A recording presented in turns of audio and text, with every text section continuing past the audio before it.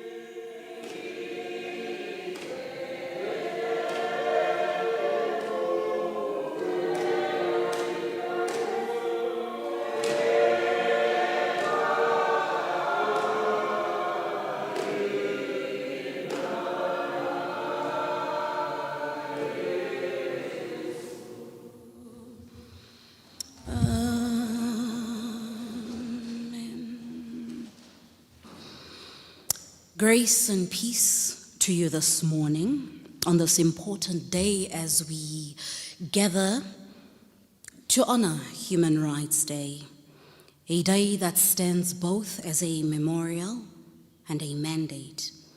We remember the past, but we also recommit ourselves to the work God calls us into the present. Let us begin with reading today's scripture reading from one of our minor prophets. The prophet is Micah. The chapter is 6. We commence reading verse 8. The prophet is Micah, chapter 6. We commence reading verse 8. It reads thus. He has told you, O man, what is good. And what does the Lord require of you? But to do justice and to love kindness and to walk humbly with your God. This is the word of the Lord.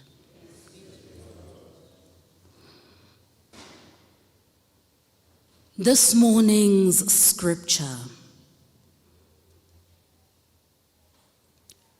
is a calling to do what is just and right. You see, human rights, I believe, is God's idea.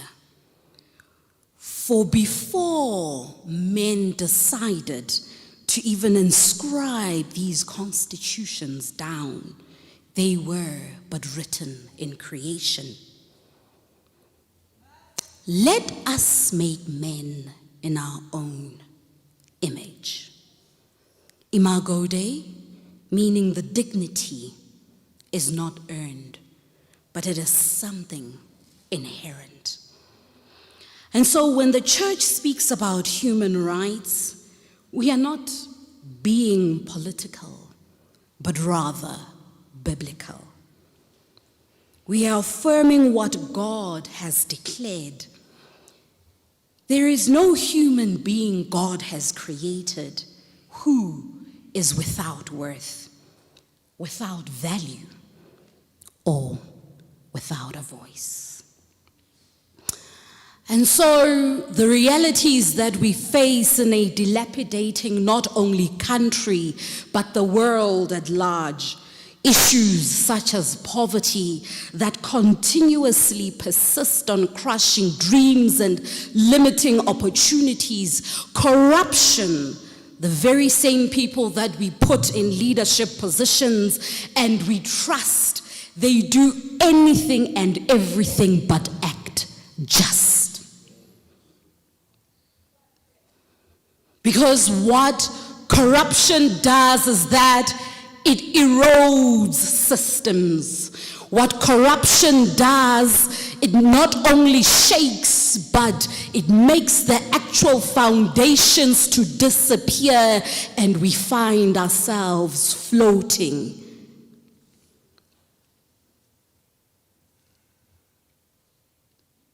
anything that dehumanizes God's people is a direct contradiction to the instruction, to the vision of God. It is in Isaiah 58 where God rebukes a nation that worships loudly but ignores injustice.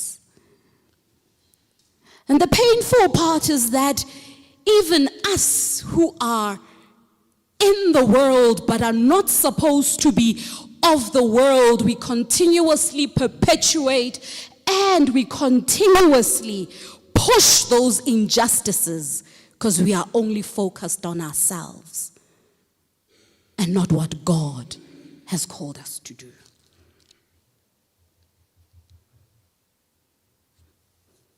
And so today's theme is a conversation that then reminds us that the church is not called to silence.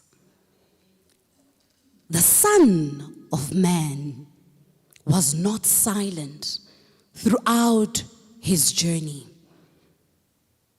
He spoke and he advocated for all forms of injustice. And so the church is the church that is supposed to stand on mountaintops, in the valleys, in the alleys, in the townships and in the suburbs, in the taxi ranks and even in those car dealerships. Everywhere, the church, which is you and I, is at all times supposed to speak and do that which is just, which is the instruction in the book we have read this morning. And so the church is a prophetic voice that speaks truth. It is supposed to be a practical voice that engages communities. It is supposed to be a pastoral voice that comforts the hurting, and a persistent voice that refuses to normalize injustice. We are called to speak for those who cannot speak for themselves, for those that are scared to speak for themselves. That is what we are called to do. But to stand up also where others are unable to stand, and to shine light where corruption creates shadows. The church must remain the conscience of society, not by shouting in anger, but by living with conviction. We are the examples. And so today we are not only here to commemorate or to go down memory lane, but you and I are here to engage in deep conversation, but also recommit. And to recommit is to protecting the dignity of every child, woman, and man. Challenge systems that perpetuate suffering, to build communities rooted in justice, mercy, and love. Compassion as well as equality. And being a church whose faith is not only seen in worship, but in witness. Let us pray.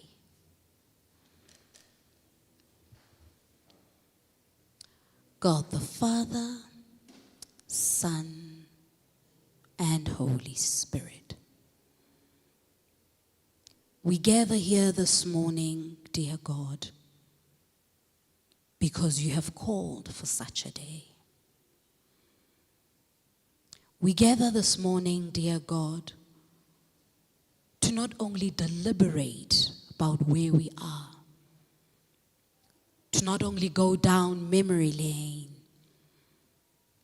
for the past in itself bears so much pain, but to look at where we are in the present. We invite you to give us your eyes and your wisdom, dear God.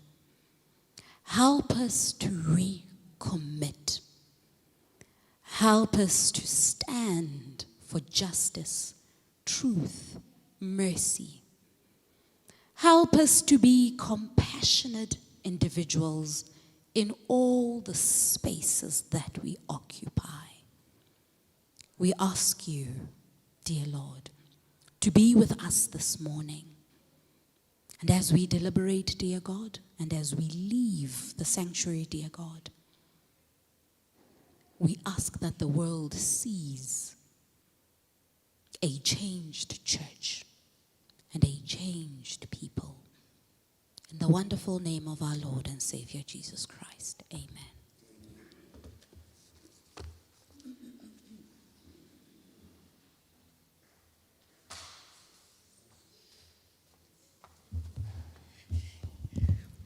Yeah, kupolishiwe apha ekhaya namhlanje for Dada Boesak.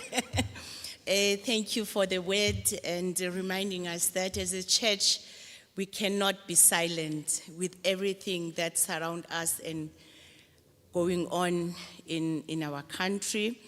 Ladies and gentlemen, good morning once more. My name is Nospiwo Mzamo. I'll be your program director for this morning. Some safety aspects. In case of emergency, we have 4 exit doors, one in front of me, one on the left, one on the right, and one here.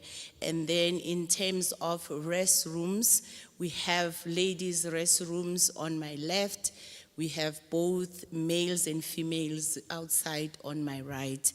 And I hope you enjoy today and you will be fed in terms of how then as a church we voice and not keep quiet. I'm now going to ask Boesak to welcome you. Over to you, Boesak. Thank you. Please be careful.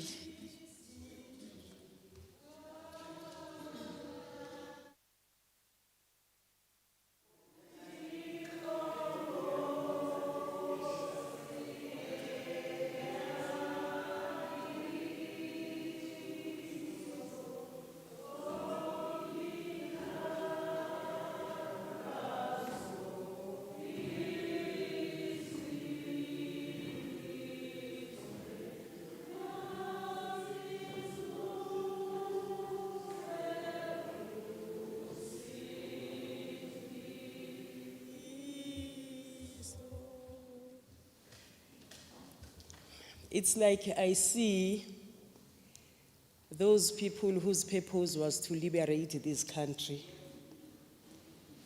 when they sang this song. It is so remnant, it resonates with the struggle so much. Yet, in the days that followed, the meaning seemed to have been lost. Allow me, bantu abahle base Bethesda, to greet our program director, Ms. Mzamo, to greet Unyawontle, our resident minister, Utata Ugeja. Umama Ugeja is also in our midst. Siklon Pile Mzali. I greet how Batunani. Was I not supposed to acknowledge Mamfundisi wami? How Mfundisi.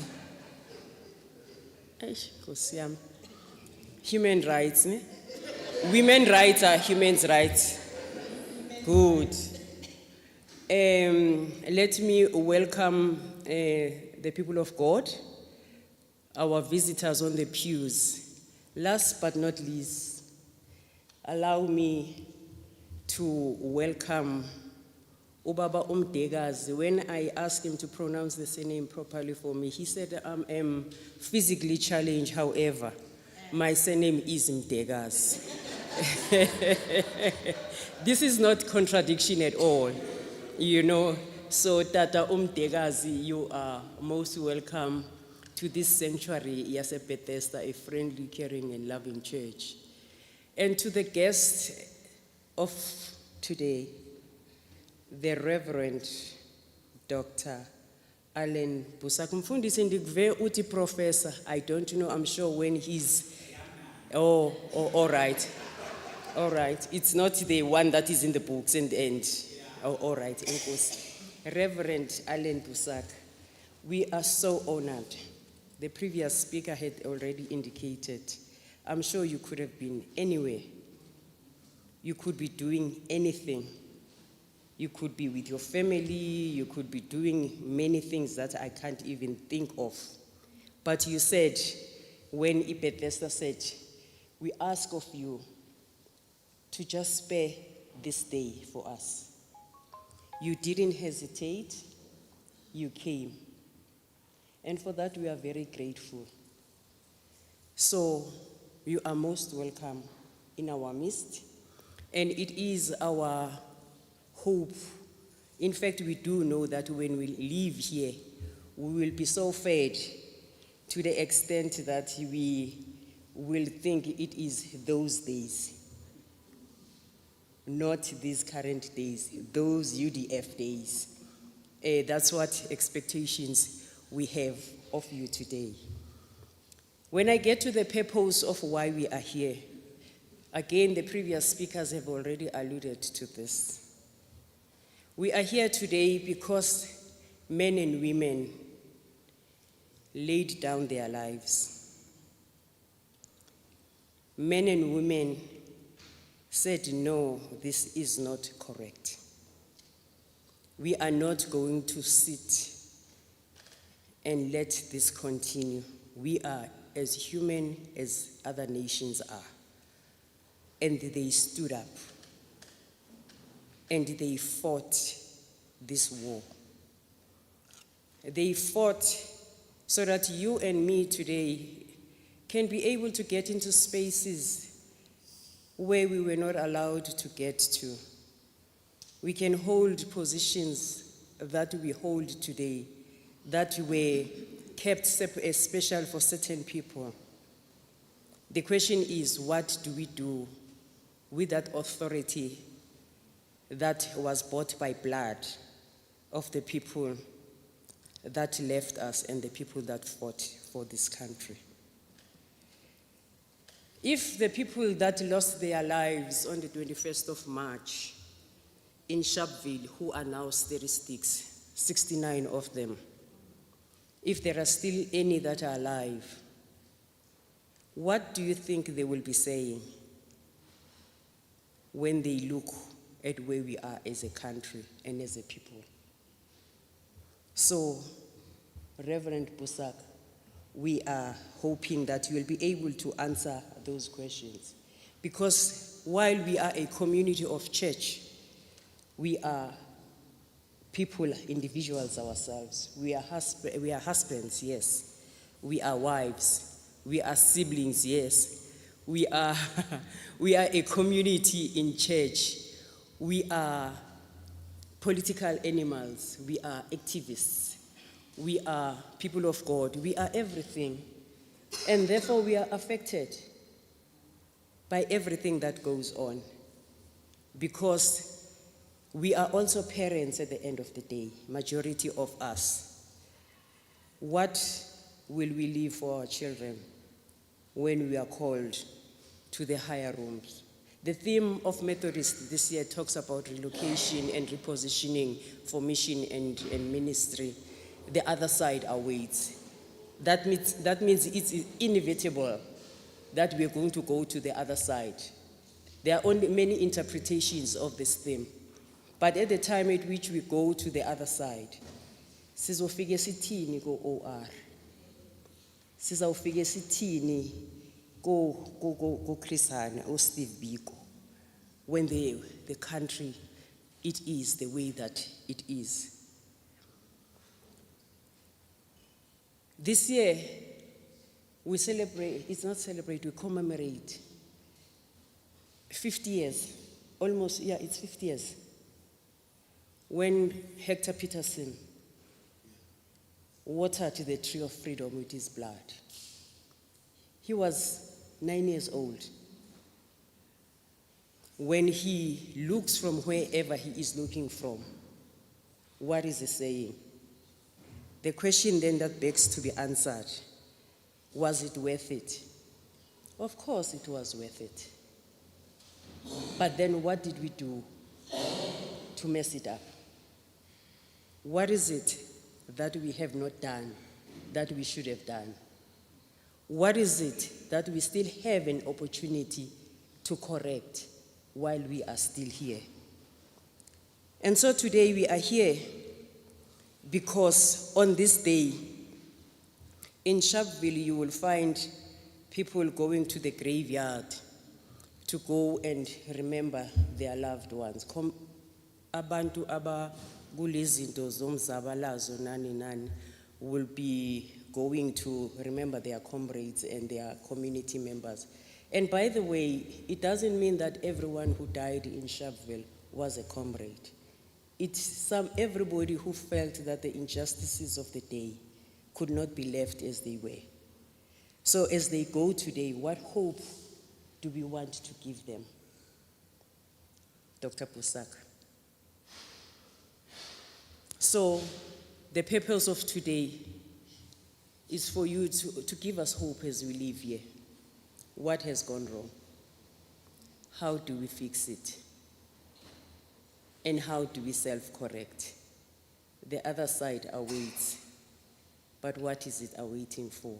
With those few words, I would like to welcome you to Bethesda and to welcome everybody who has taken time to come and listen to this gallant icon struggle. People who did not just sit down, people that you said not in our names. But thina lo mhlaba siwugezile. Sizawubona ke sikuzawubonakala ukuthi siwugeze ngalophu uhlobo. Thank you very much.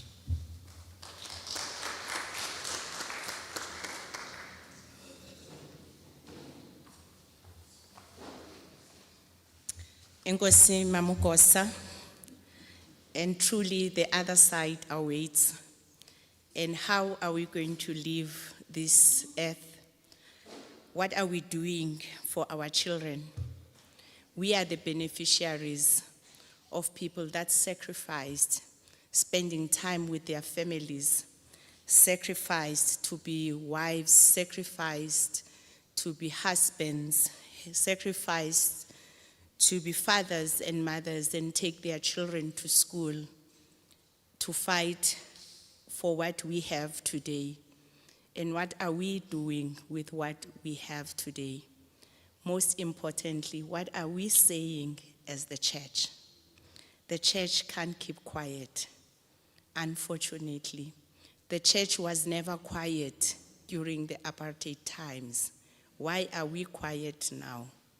So today, we have Dr. Alan Boesak, and I'm going to allow Mr. Mtekazi to introduce our honorable doctor, who is going to wake us up and trigger us in terms of what are we going to say, what are we supposed to be saying as a church. Cela umculelo uThixo ova izikhungo mama uthi ucela nje ivesi uTata uMdekazi Thixo.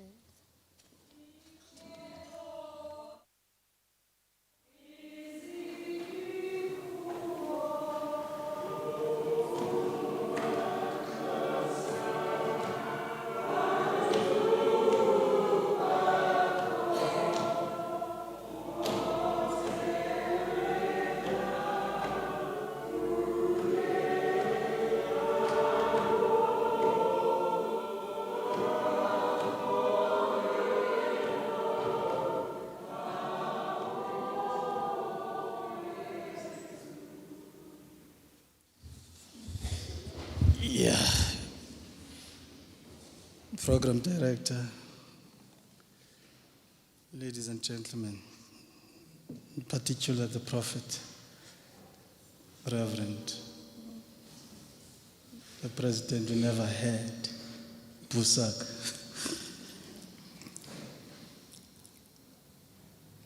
Yes, indeed, Sister Nelly, I'm vertically challenged, not physically challenged.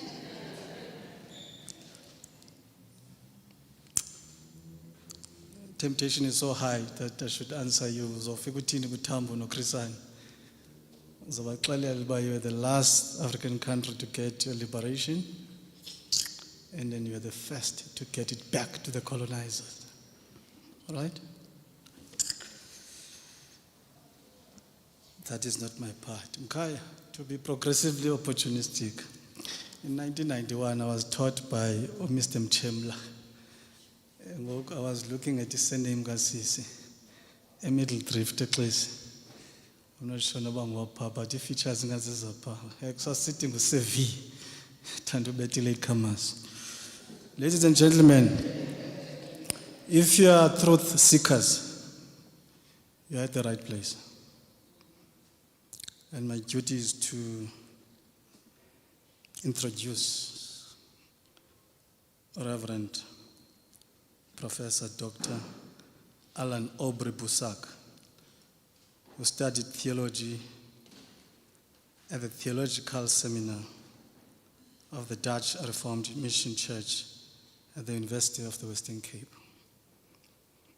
and was also ordained in Emmanuel Dutch Reformed Mission Church in Paarl in 1968 at the age of 22. In 1970, he started advanced studies in Theological University at Kampen in Netherlands and was awarded a doctoral degree in theology in June 1976. So he was not here in 1976. He's going to tell us where he was in 1976. A week after the Soweto uprising, he returned to South Africa to become a chaplain of studies, a chaplain of students at the University of the Western Cape, Peninsula Technikon, and the Belleville Teachers College, and the then minister at Belleville Dutch Reformed Mission Church. Dr. Boesak served the church in various positions, including as a moderator of his church, Senior Vice President of the South African Council of Churches, and the President of the World Alliance of Reformed Churches, representing over 70 million Reformed Christians in 150 countries. Under his leadership, this World Alliance of Reformed Churches declared apartheid as a sin, and suspended the 2 white Dutch Reformed churches in South Africa for their moral and theological justification of the apartheid system.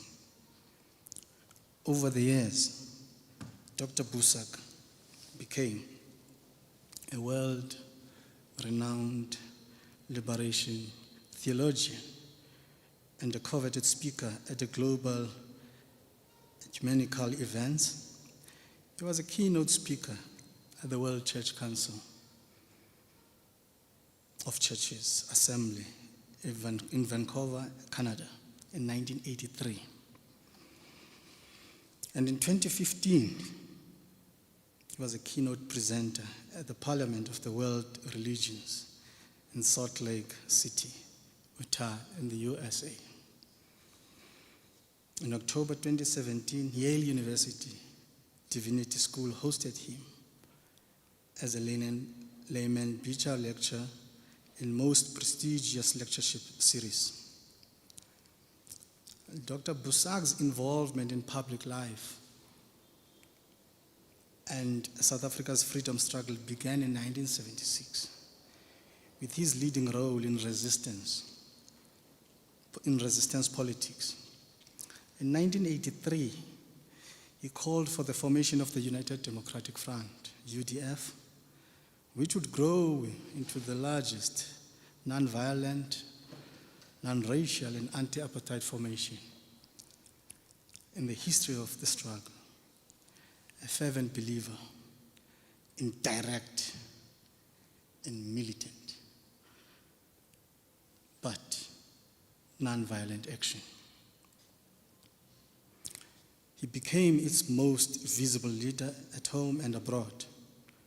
He worked with President Nelson Mandela, Archbishop Tutu, Reverend Chikane, and Reverend Boesak, and a whole array of African and world leaders to end apartheid.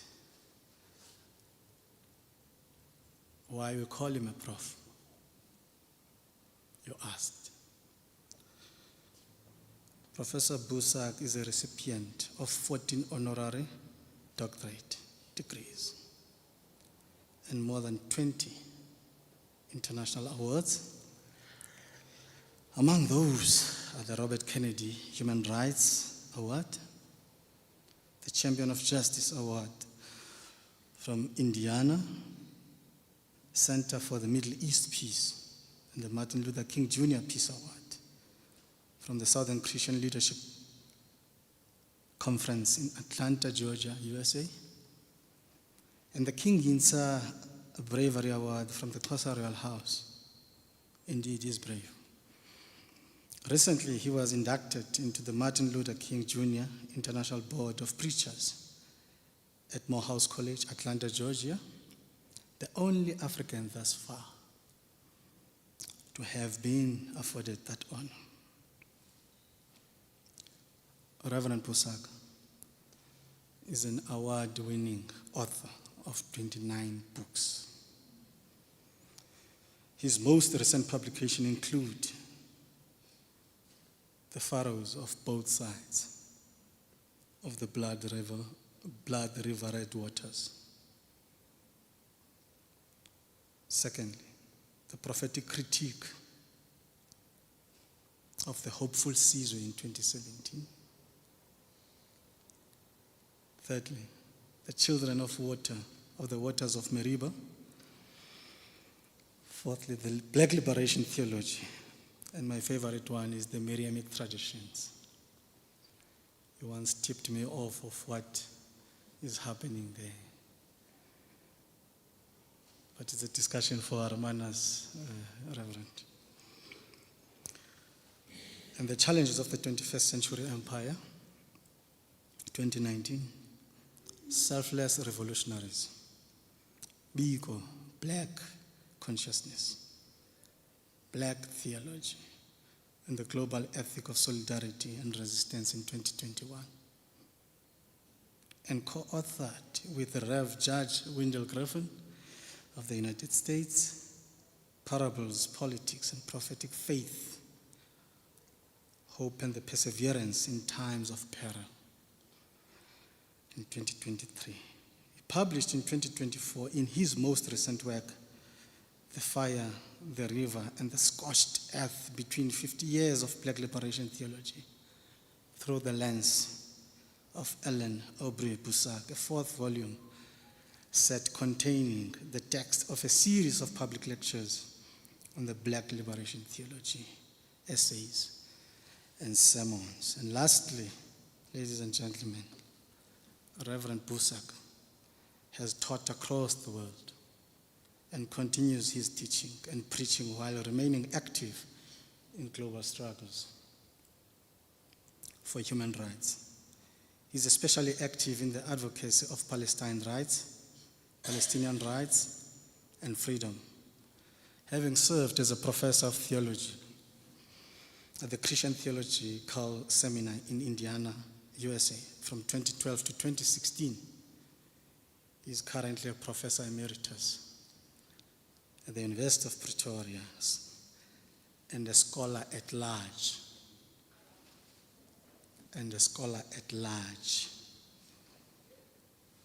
At Nelson Mandela University. and the theologian in residence for the Samuel DeVet Proctor Conference in Chicago, and currently the chairperson of Walter and Albertina Sisulu Foundation for Social Justice, and the president of Sankofa Institute for Pan-African Leadership and the Prophetic Ministry. He is married to a renowned journalist, investigative journalist, Dr. Elna Botha. Ladies and gentlemen, let's welcome the prophet, the vintage, the professor, a president we never had, Alan Aubrey Boesak.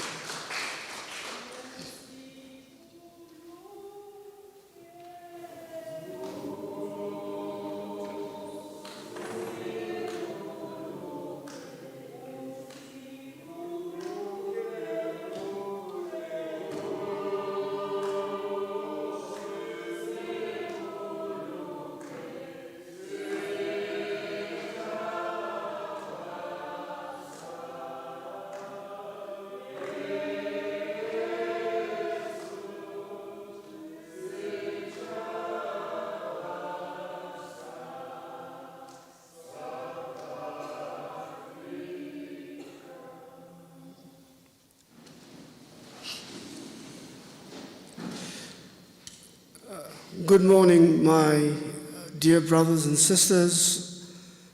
Thank you so much, Reverend Gerja, and your organizing committee, program director, and everybody else involved for the honor of this invitation to share this Human Rights Day with you here at Bethesda Methodist Church. I'm so happy that I was able to accept this invitation, and I'm even more happy that you were so willing to bring my dear friend and my colleague, Mr. Ndakazi, with us today. Thank you for the words of introduction. Thank you for the wonderful words of welcome that I have here, experienced here this morning. In 1857, one of America's greatest orators, intellectuals, fighters for freedom, Frederick Douglass, former slave, spoke on the 4th of July, which is the Day of Independence for the United States of America. The theme of his address was, "What to the slave is the 4th of July?" The point he was making was that the 4th of July may mean freedom and independence for white Americans and for slave owners, but for the slave, the people stolen from Africa in their millions.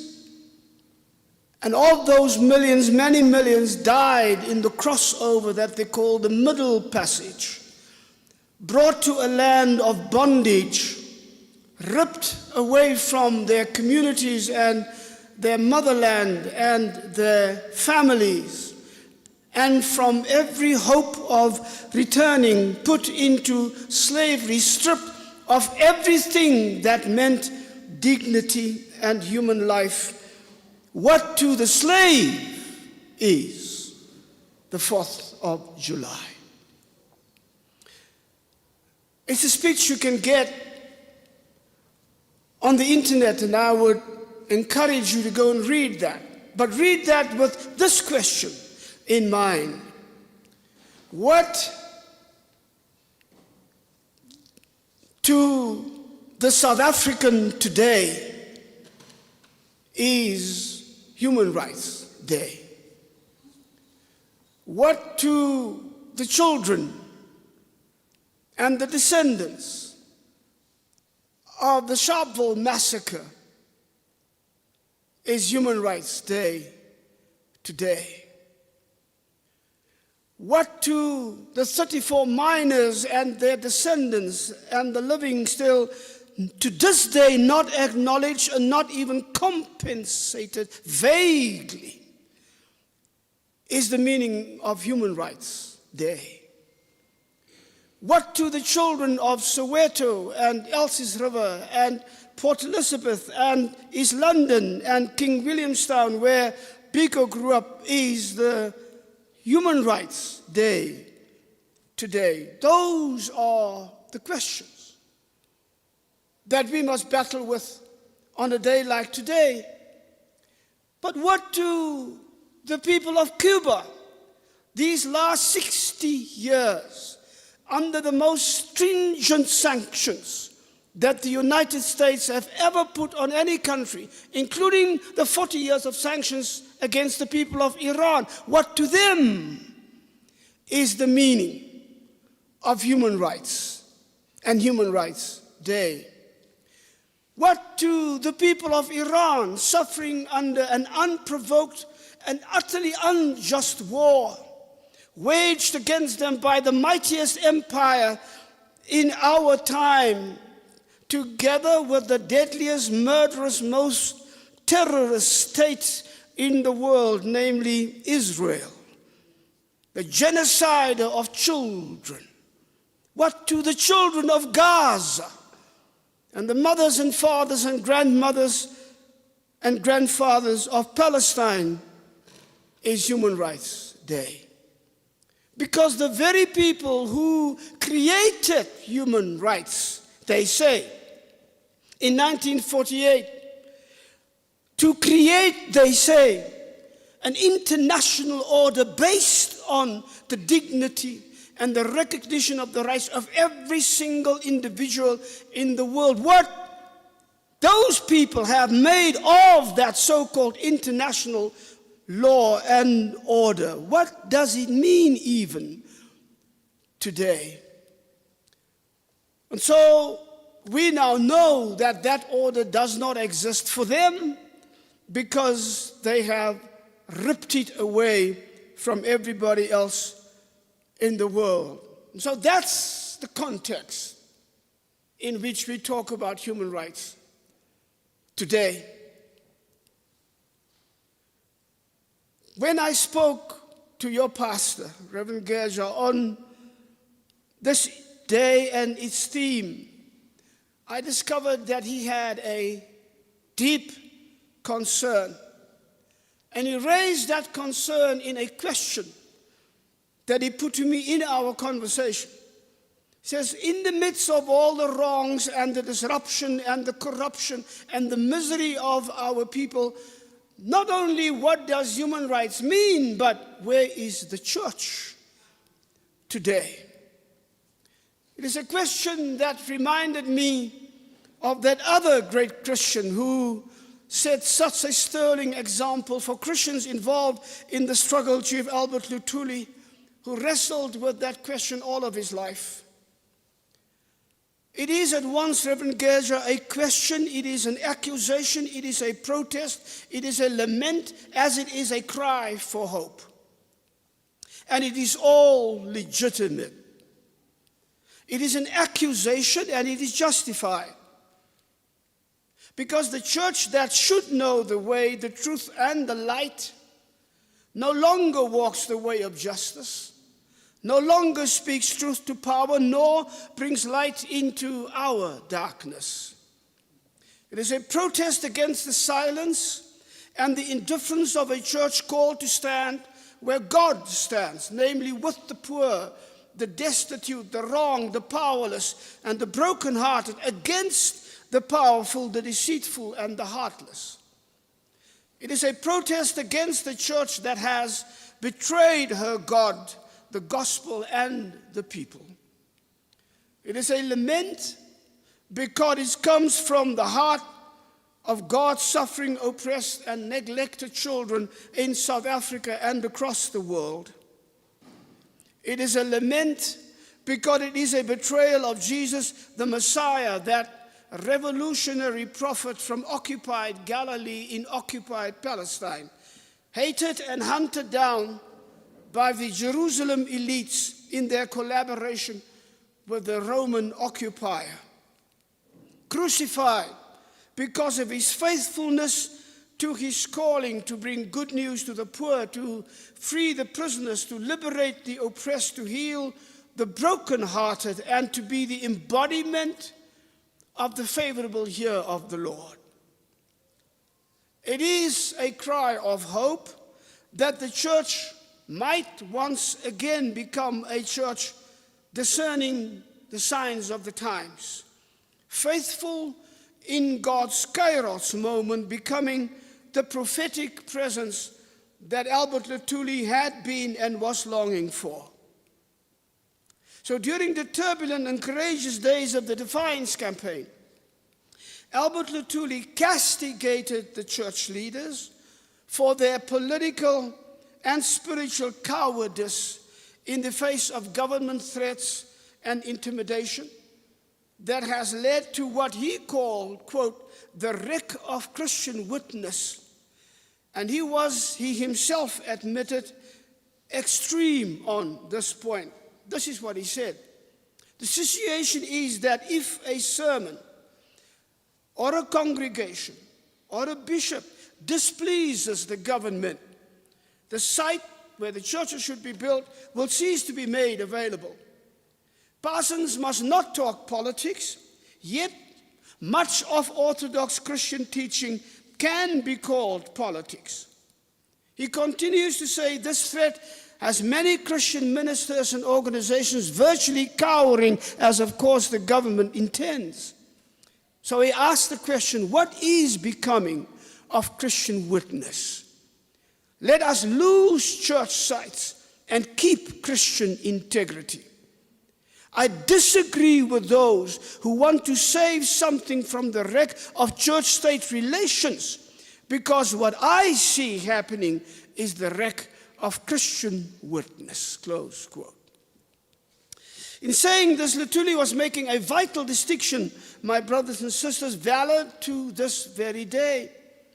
He and the millions who followed him into the struggle, bearing their Christian witness, were indeed there representing the church, though not all of the church. We should be clear on that. They represented what we have come to call the prophetic church, not the church as a whole.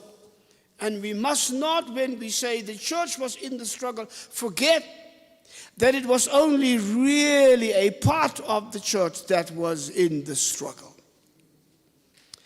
I speak of the prophetic church, the alternative to the Constantinian Christianity of the institutional church, a church in tension with and in resistance to both society, with the multiple systemic injustices, and the dominant church with its embedded privileged complacency, is what Charles Villa-Vicencio, the Methodist theologian, called the restless presence in the church and in society. That's the church we are talking about.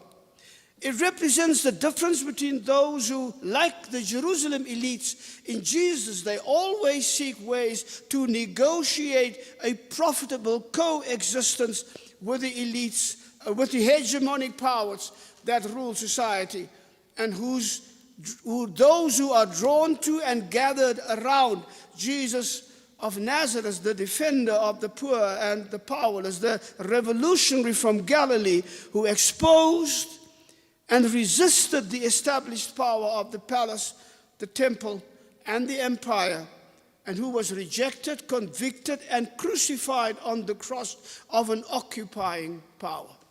Like that Jesus, they too live in resistance. They live in the margins, not just of society, but in the margins of the institutionalized church. And they represent a radical and revolutionizing rather than an accommodationist Christianity. So what agitated Lutuli was that most leaders in the church sought to save something from what they saw as the wreck of church-state relations. And Albert Lutuli would have recognized that immediately in 2026, we have a church more concerned with saving relationship with those in power than saving a relationship with our people still oppressed, still suffering, still forced into cycles of impoverishment and hopelessness. Saving the relationship with government instead of saving relationship with Jesus Christ. And that is a problem that we have to be honest about. Of course, both strains of thought, those of the institutional church and those of Albert Luthuli, were political. But the difference between the politics of the institutional church and the politics of this lay preacher and Christian activist is vast. He is the one who challenges the church, who castigates the church, but ultimately offers the church redemption. Because he clung to what he believed should be a spirit of defiance in times of challenge.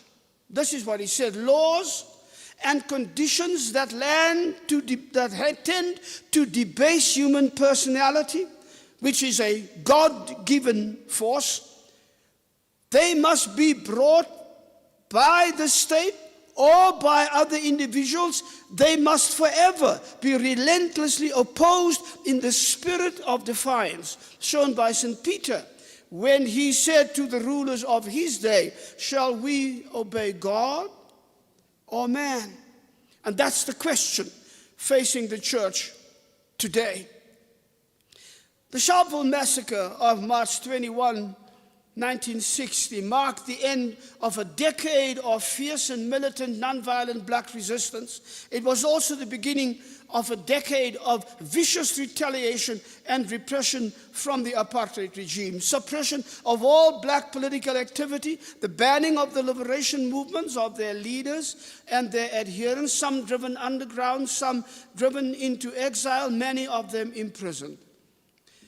It was also the beginning of a decade in which the prophetic church in South Africa, which was such a prominent driving force in the struggle during the Defiance campaign, influencing and shaping the character of our resistance, fell tragically and disastrously silent. Withdrawing into the safety of our sanctuaries, we left our oppressed people confused and confounded, alone in that wilderness.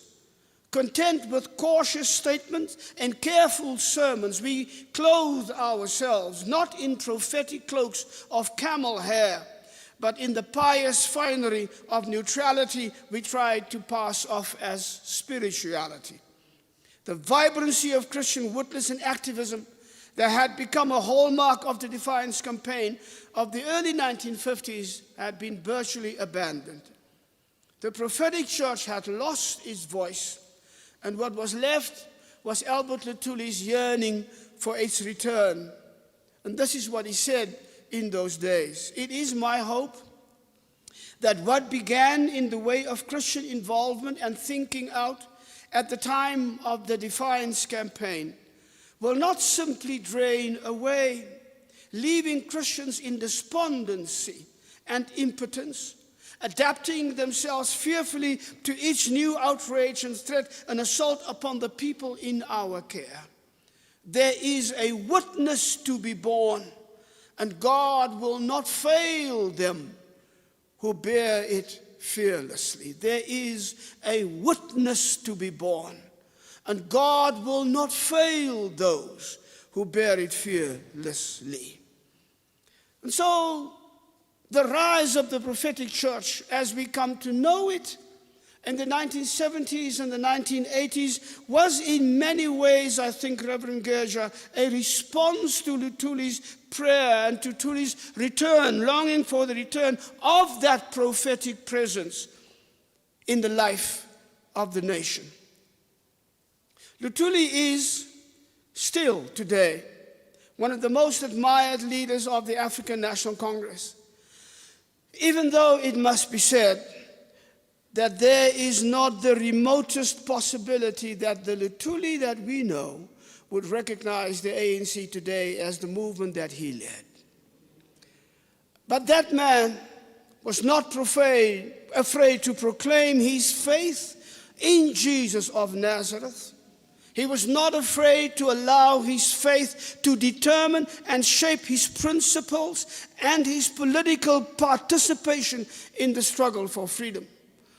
And that is why he said, I am going into the struggle, taking my Christianity with me, praying that it would influence for the good the character of our resistance. That is all gone now, I'm afraid. What we know today as the United Nations for Human Rights was adopted in December of 1910 and 1948.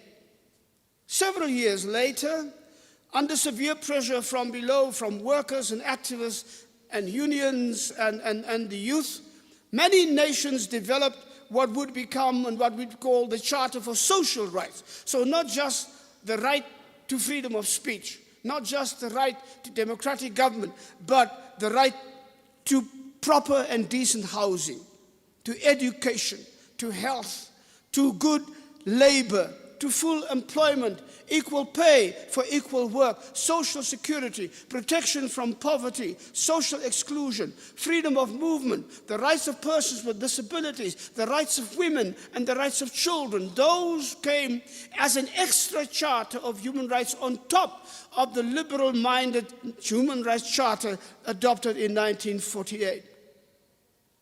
Now, one of the first things about that human rights charter and of the social rights charter, we need to understand that the fight for human rights is because of the need to address human wrongs. If there were not the recognition of human wrongs, we would not have a fight for human rights. Now, the great human wrong of that time of the Second World War was, of course, that war, and it was the Holocaust against the Jewish people. So we dare not speak of human rights as if it fell from the sky or is merely the benevolent product of the human rights sort of liberal mindset of the West. They came about because of the suffering inflicted upon people and the hard and long struggles against human wrongs that we could not leave unchallenged. I already talked about Iran, I talked about Palestine, I talked about Gaza, I talked about Cuba.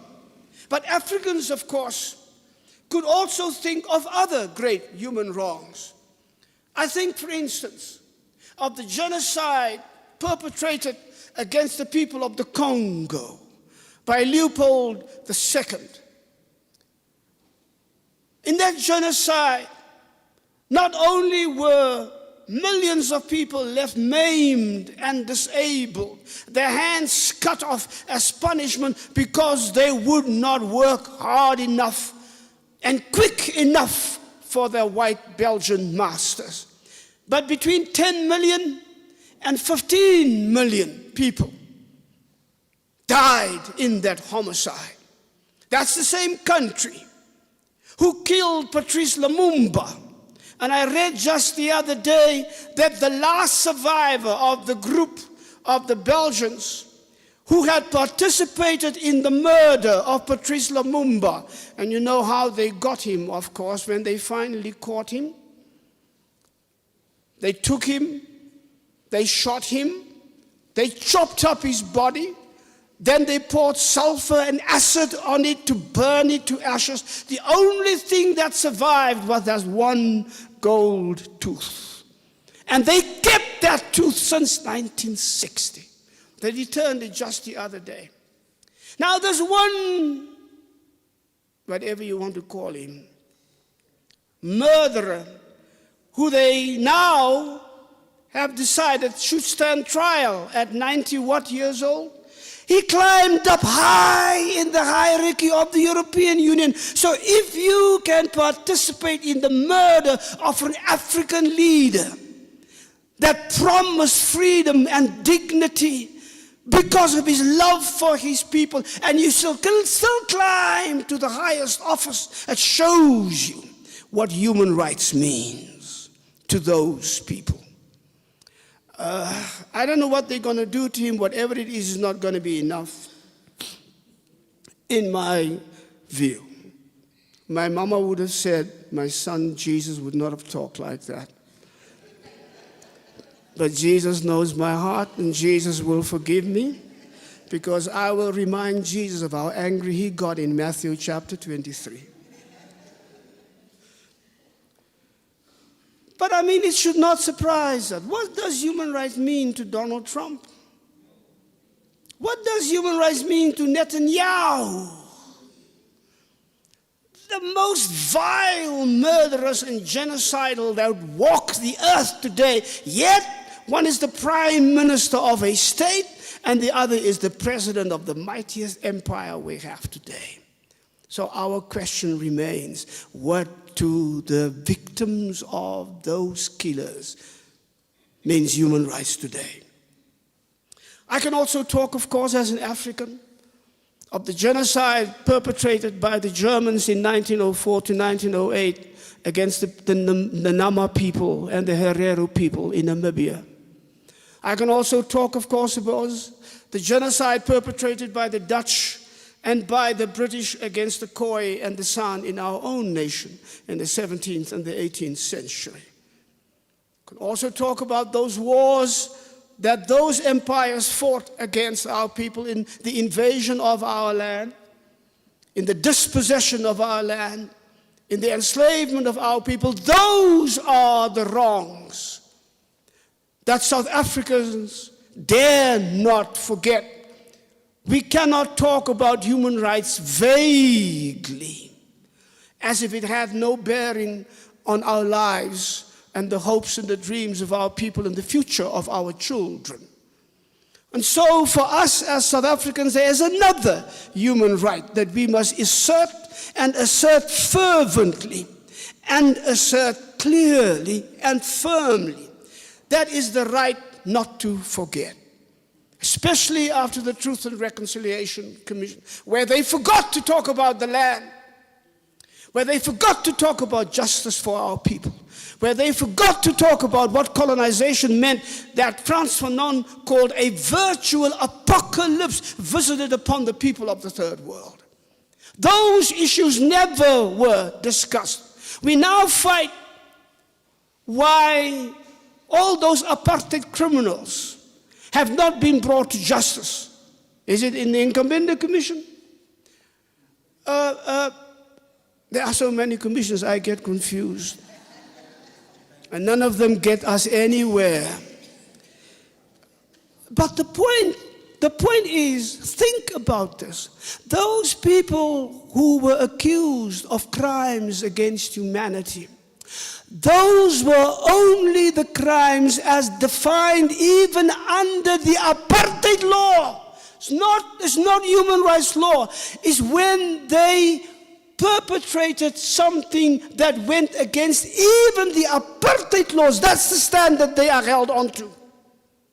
And even by that standard, they were not called to account. You ask the children and the widows that are left of the Craddock Four, what became of their human rights? So that's what I mean, my brothers and sisters, when I say South Africans have to think differently of human rights than the people in London and the people in New York and the people in Paris and the people in Washington, D.C. and the people in Tel Aviv who are on this day raining bombs against children. I mean, when you perpetrate an unprovoked war, and your first targeted act, because you want to let the enemy know that you mean business, you want to drop the bomb on Friday so that by Monday the war could be over. That was Trump's thinking. Your first target is a school where you kill 177 girls. We don't know the number of the gym they targeted where they were playing volleyball next door. All between the ages of 1 or 2 and 14. That's your target. That's what you, and then you want to say, as Mr. Trump said, oh no, it may be Iran themselves who killed their own children. Oh no, it's not Iran. Oh, well, because they found him up. No, it's AI, whatever it is. It's the robot. So don't blame me. It's a robot who made the choice. Human rights in the light of human wrongs.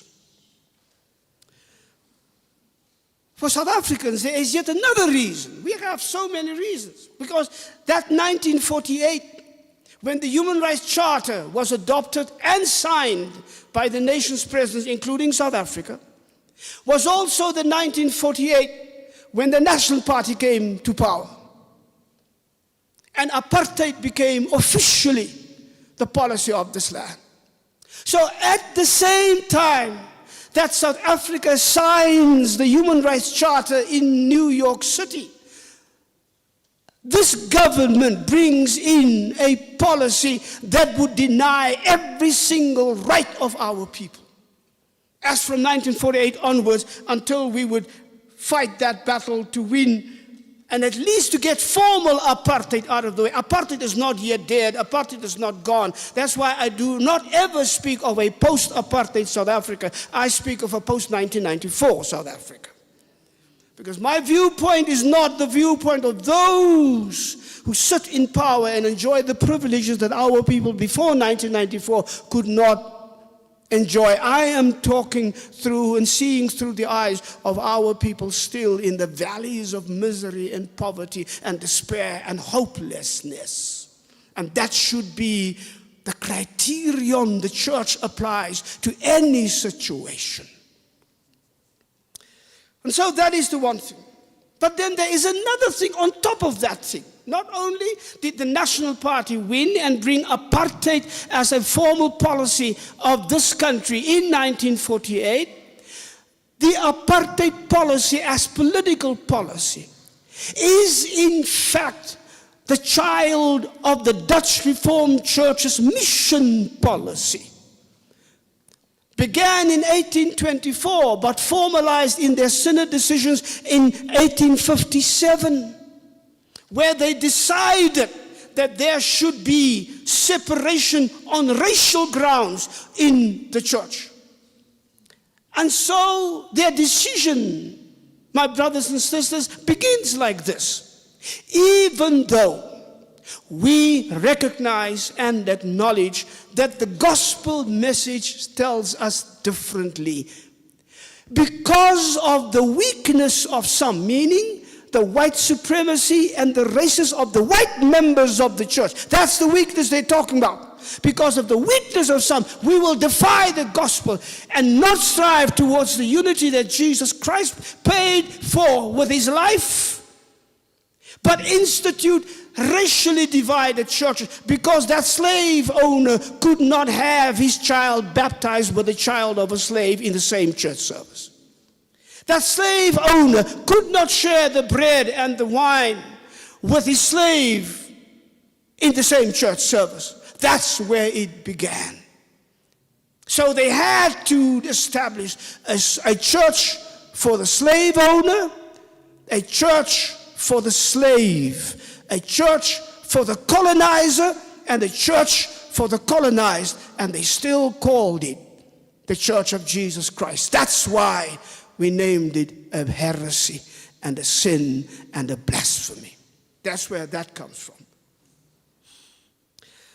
Now, the Human Rights Charter opens with a very important sentence. It says, all humans are born free and equal in dignity and rights. But Christians listen to that with a different ear.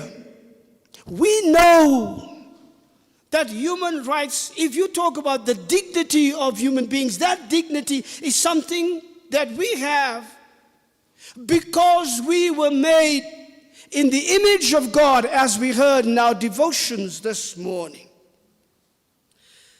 And so, it's not only human rights because of human wrongs, it's human rights because we are children of God. We are the creation of God in God's image. And when the Charter says that the human rights and the dignity of human beings and so forth, that we are endowed with reason and conscience so that we can act towards one another in a spirit of brotherhood, they said then, we say now in a spirit of human solidarity. So we have a conscience. But where does that come from, the Christian asks? St. Paul reminds us that we have that conscience that is implanted in us by God, as God created us in God's image. But I have something more that I think is even more important as we develop this thinking about human rights and God's creation. We have human rights because God has rights. God has the right, as God proclaims God's self to be a God of freedom.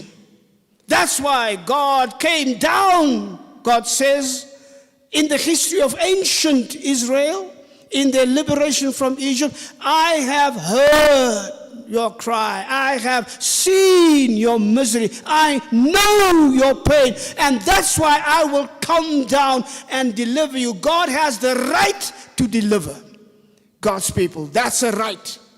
God has the right to be a God of love and mercy and grace. God has a right to be a God of compassion. God has a right to be proclaimed and be obedient to. And ask that obedience from those God has created. So those are the rights of God. So if we honor human rights, we honor the rights of God. And Christians, therefore, has a far greater obligation than just some liberal written constitution by some people who thought they were clever. But there's another thing, that this thing about God's rights and we being created in the image of God. John Calvin is the father of my faith tradition that we call the Reformed tradition. John Calvin said this. He says, God has created us. And he says that relationship is so intimate, is so intricate, is so involved, that when God looks at us, human beings, it is as if God looks into a mirror. And God sees God's self when God looks at you. Think of what that means. Think of what that means for human dignity and human worthiness. That when God looks at God's creation, at us, it is as God looks into a mirror seeing God's self. And that means, John Calvin says, that every wrong, every injustice inflicted upon a child of God is an injustice and a wound inflicted upon God. So is my conclusion. So any injustice we do to a human being as a wound we inflict on God. That's how you should see human wrongs. And that's how you should see injustice. And that's how you see the violence that people inflict upon each other. Wounding God, wounding God, wounding God. So I conclude that if I therefore am obedient to the voice of God, and I heal and I fight against any injustice, I'm not just healing the wounds of a human being, I am healing the wounds of God. Can you wrap your mind around that? That what you do and you think it is the right thing to do, you give a piece of bread to somebody who's hungry. You give a glass of water to somebody. Why do you think Jesus goes that road? You gave me bread. You visited me in prison. You gave me this, you gave me clothes. Those little things is not just things. It is an act that is a healing of the wounds of God. That's what we are doing. That's much more than saying the Constitution is right. Thank God for the Constitution. I say, oh no, thank God for God. So, he also says this, John Calvin, that by virtue of the fact that we are all created in God's image, any human being, wherever they may be, whatever they may be, how their situation may be, every human being is my brother and my sister, is my kin, is my family. Because God brings us together. And the incarnation of Jesus Christ makes that vividly and bodily clear. That's what human rights mean to us.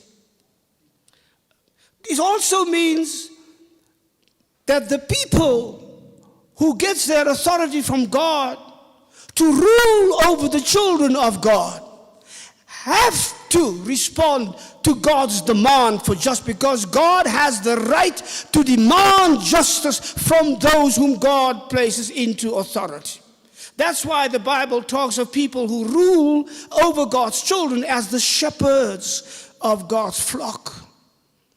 And you see what Ezekiel says. You shepherds, you have not fed my sheep. You have not looked after the wounded. You have not gone and found the lost. And therefore, God says, I will demand the life of my sheep from your hand. If I were in government in South Africa, I would not sleep ever if I know these words, because God is going to come and demand the life and the dignity and the rights of God's children you have trampled upon from your hand. And I pray, God, sooner rather than later, because God, we can't suffer this more anymore. I mean, the Here hoor from Konasi, God knows what he says. So if Jesus hears him, Jesus better hurry up and do something about this thing. And make us hurry up and do something about this thing.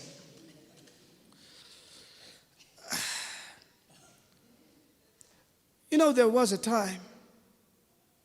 We speak like this, Reverend Gerja, because there was a time when the church in South Africa did stand up for what was right. There was a time when we spoke up for what was truthful.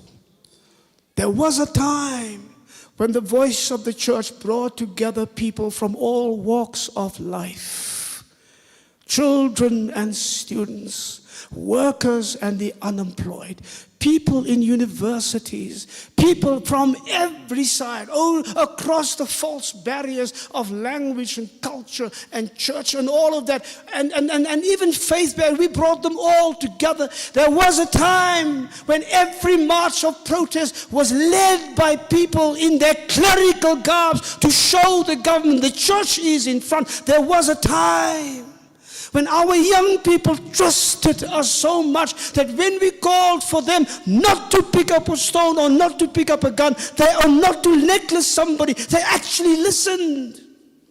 There was a time. There was a time. But that was before we told ourselves that the illusion of freedom is actually freedom.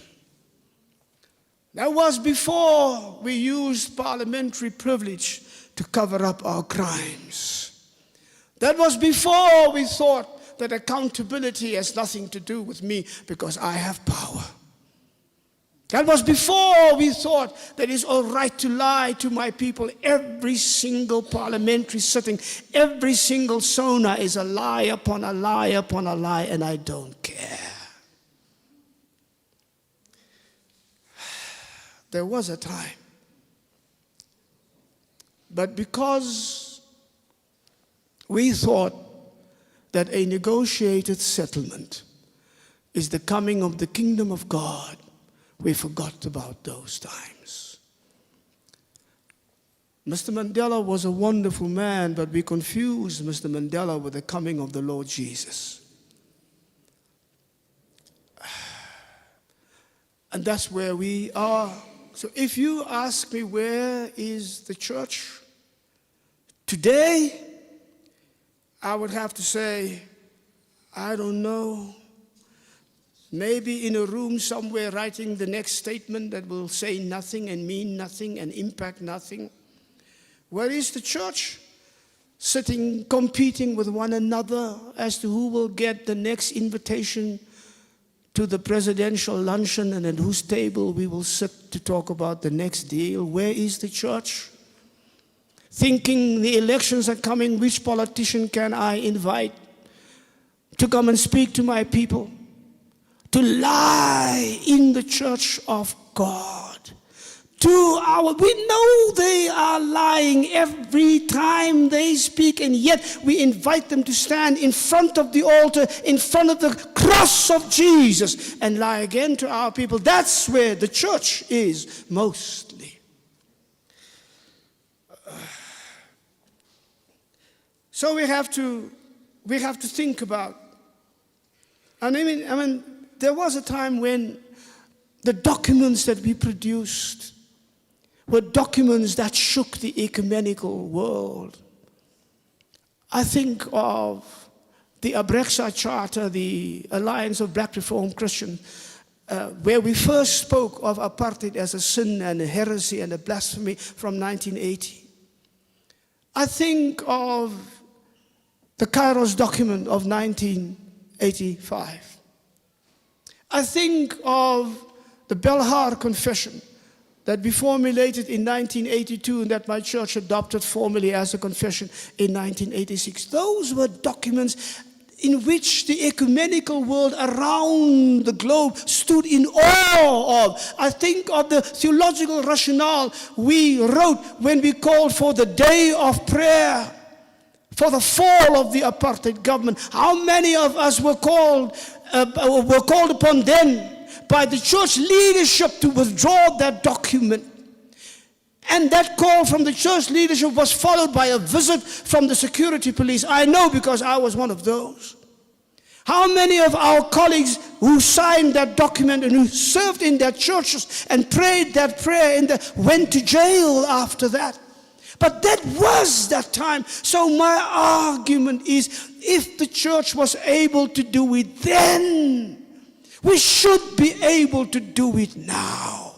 Not because of us, but because somewhere I read in the Bible that Jesus Christ is the same yesterday, today, and forever. So why can't we? But you know, maybe we are getting there. In this situation of staggering corruption, of accountability, of this dispiriting mediocrity that we see everywhere. It is what our country is in the grip of what I can call only a political decadence. The struggles of our people against growing impoverishment seem to go nowhere. There is not just spiritual hunger, there is real and persistent hunger. We have this system, a new liberal capitalist system, and it's only the exploitation of the poor. It takes from the many to feed only the few at the top. If I read what's that thing called Business News, is proud to announce that South Africa now has 13,700,000 and something millionaires, but all of them are civil servants. There's something wrong. There's something wrong. When I know that this country is ruled not by the democratic government we think is our democratic, but by 6 white families, I say so, 6 white families. And we now know their names too, and we know where they live. But they control the future of your children. There's something wrong with that. And we have to find a way to regain the courage that people like Albert Luthuli and Steve Biko had said before us. There is a witness to be borne, and God will not fail those who bear it faithfully. There is so much that we have to do to complete and pursue our reconciliation process. We have not reconciliation because we do not have justice. We did not seek justice. We did not seek justice in terms of restoration and repair and reformation, really, because we did not want remorse and repentance. We jumped over the fundamentals of the gospel to forgiveness. But you cannot have forgiveness if you did not have remorse and repentance. And so we did not honestly speak about the wrongs of the past. And that's why the land question was never discussed. And it is a burning question today. But unless we discuss those issues, the restoration of the dignity of our people, not just in the dispossession of our land and the repossession of our land, but in the fundamental reformation of our laws, even of our constitution, of our systems of democratic rule. That's why the children today are so obsessed with this thing called decolonization, because we missed that opportunity.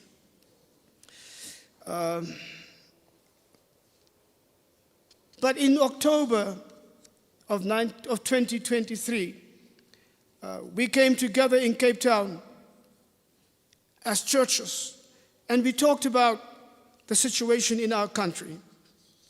We recognized that there was a crisis that we can no longer deny or ignore or paper over.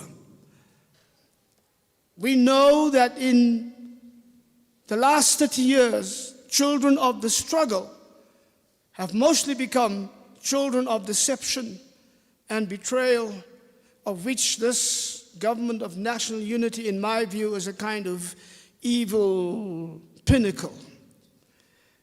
And we issued this declaration, and we began not with just a critique of government. We say a critique against ourselves as faith leaders, we said. We acknowledge our guilt. The prophetic voice of the church, we said, so clear and unequivocal during the struggle against apartheid, has fallen silent since the birth of our democratic era. We have not been as truthful or as faithful or as courageous as during the struggle for liberation. We did not speak truth to our own elected government as we used to speak truth to the apartheid government. We saw deepening corruption from top to bottom in government circles, in our society, and in general. There's a generation of South Africans who grew up without offering and teaching them the fundamentals of what we had, a spirituality of struggle that kept our people strong and faithful and courageous in the fight for freedom and justice against the mightiest regime on the continent and guilty of a crime against humanity. We have not confronted our political leaders and our organizations with the standards of faithful leadership, with integrity, honesty, and virtue at its core, as we demanded from the apartheid regime. And then we said, we have failed our people, we have betrayed God and our faith. We humble ourselves and we ask for forgiveness from God and our people. And I believe this is where the church today in South Africa should begin, with that confession, with that understanding, with that acknowledgement. And that is what is needed from us today. And so it's a difficult task, but it's not an impossible task.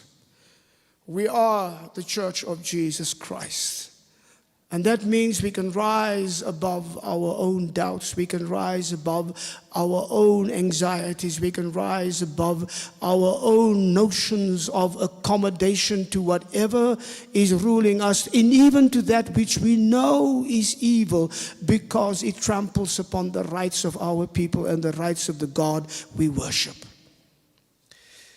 There was a young man. I say he was a young man because he died. He was very young. His name was Dietrich Bonhoeffer. He was a German theologian who fought against the Nazis, who joined the resistance against the Nazis. He even joined the plot to kill Adolf Hitler. And finally he was put in prison. And from that prison, he would be taken to the gallows, where he was hanged to death, even as the city was being freed by the Allied forces. And this is what he says, and this is what I want to implant upon your heart as we close this part of the session. He says, the times are confused, the times are convoluted, the times are full of contradictions. We do not know where to go, and the uncertainties are eating us up.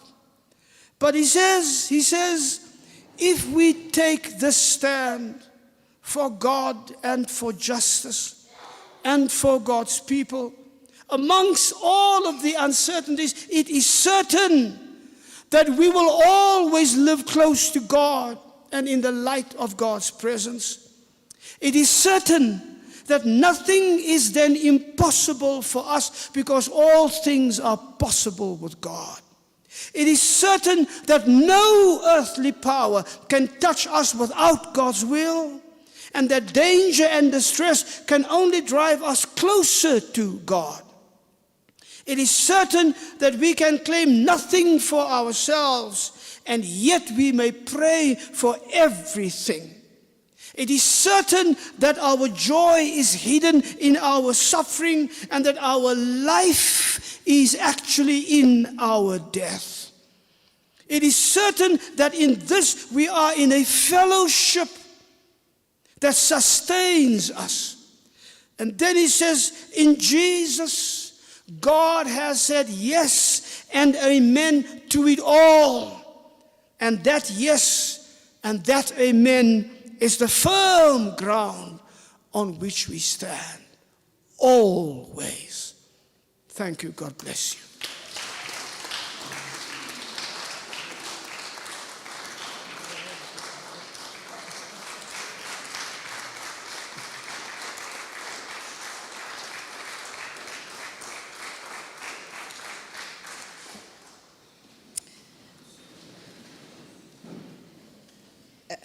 Thank you, Doctor. I'm not sure about how you are feeling currently.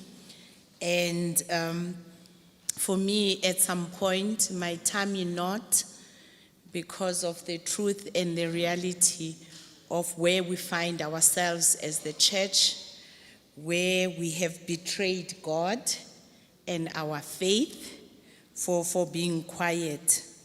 But I think sitting here today, we acknowledge our guilt, Mfundisi, and we have a responsibility where we cannot keep quiet anymore. And that responsibility at this time where we find ourselves in South Africa, everything that we listen and watch on TV, it leaves us worried. Where you ask yourself, how many Tembisa hospitals? We only had one. And I probably think in every province, there's 3 or 10 Tembisa hospitals. And what happens to the right to health care of our people? If you watch or listen, the amount of money that has been taken away, you realize that we were not being lied to when we were promised about free health care in our lifetime. But then the resources that were meant for that free health care has not found themselves to the hospitals to do what we needed to do. Coming from the rural Eastern Cape, we still have children that cross rivers to go to school. Not just cross rivers, then go and sit under the tree to have a lesson taught to them. There's a lot that is not going right. And today, on this Human Rights Day, it's time to say, what are we saying as God's people? What is our role?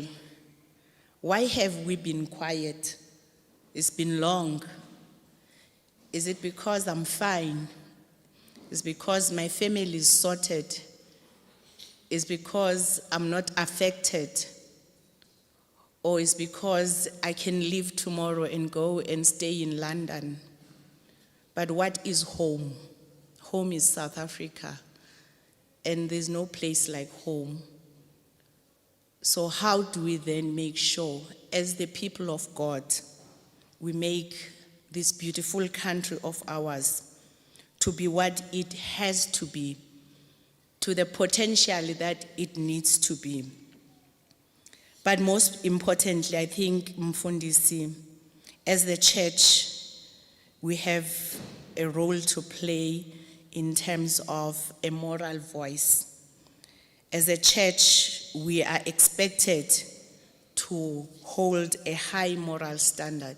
I'm just summarizing what we were told this morning and how that has made me think in terms of what is it that we as the church are supposed to be doing. As Dr. Boesak has said, the church led the marches. The church was at the forefront. And how do we then, as the church, take our rightful position in where we see our country is going? How are we going to leave this country behind when the time comes for us to leave for our children? We are beneficiaries, but what are our children going to benefit from? Are we seeing a light at the end of the tunnel, or Eskom has shut down in terms of what is currently going on?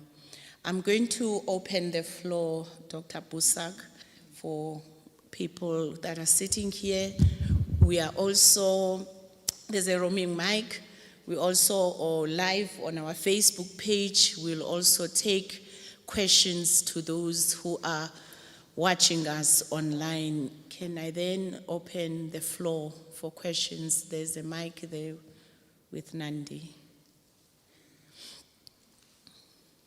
This is not the time to be quiet.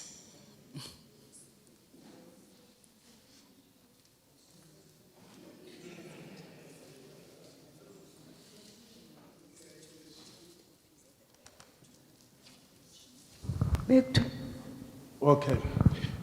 She's twisting my arm a little bit while I was still thinking.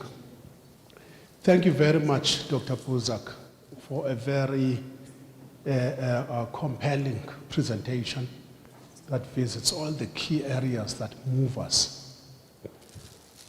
I'm going to ask a question that only looks at a little aspect on this. I'm sure I can be freed up with some kind of definition or a way, you know, as I start thinking as to how we can move the unity and everything. What we called the church during those times under apartheid has transformed into very many things today. You know, under the definition, you had clearly the Reformed churches, you had this, you had bodies that were tied up by the South African Council of Churches or other bodies, you know, of the ecumenical space. But if you have a church at every street corner and there's Pastor Bushiri and another one and another one, what do we mean these days when we say the combined voice of the church? or a combined order to march together as the church. If we said locally, we want to have a meeting of churches, where do I stop? Thank you.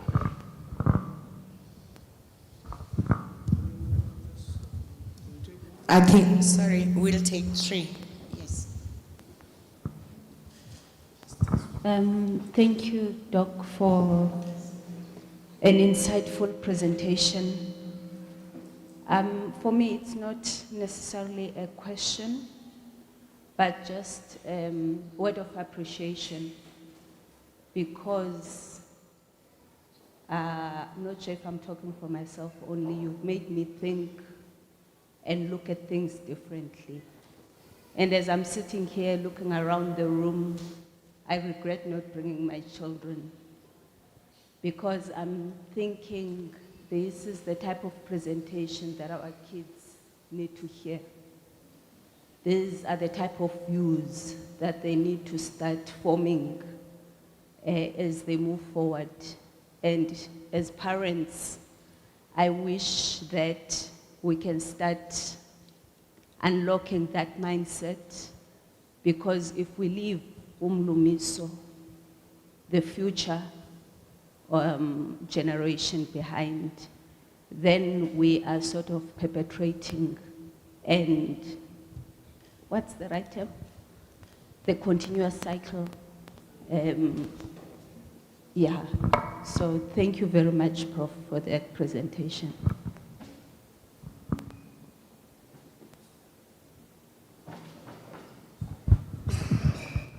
Good morning, and a word of thanks to you, Dr. Boesak, for a powerhouse presentation. I just have 2 comments to make.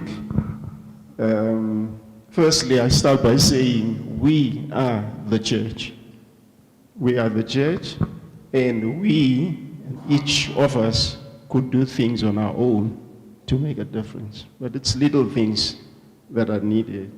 Now, there is a view that there is a bigger church in terms of maybe a higher level body that represents the church. In the past, there was the South African Council of Churches under people like the Reverend Piers Nodia and Frank Chigali. And they were visible. They were at the forefront of leading the defiance, if I may call it that. Now the question is, what has happened to the South African Council of Churches? Why is it silent?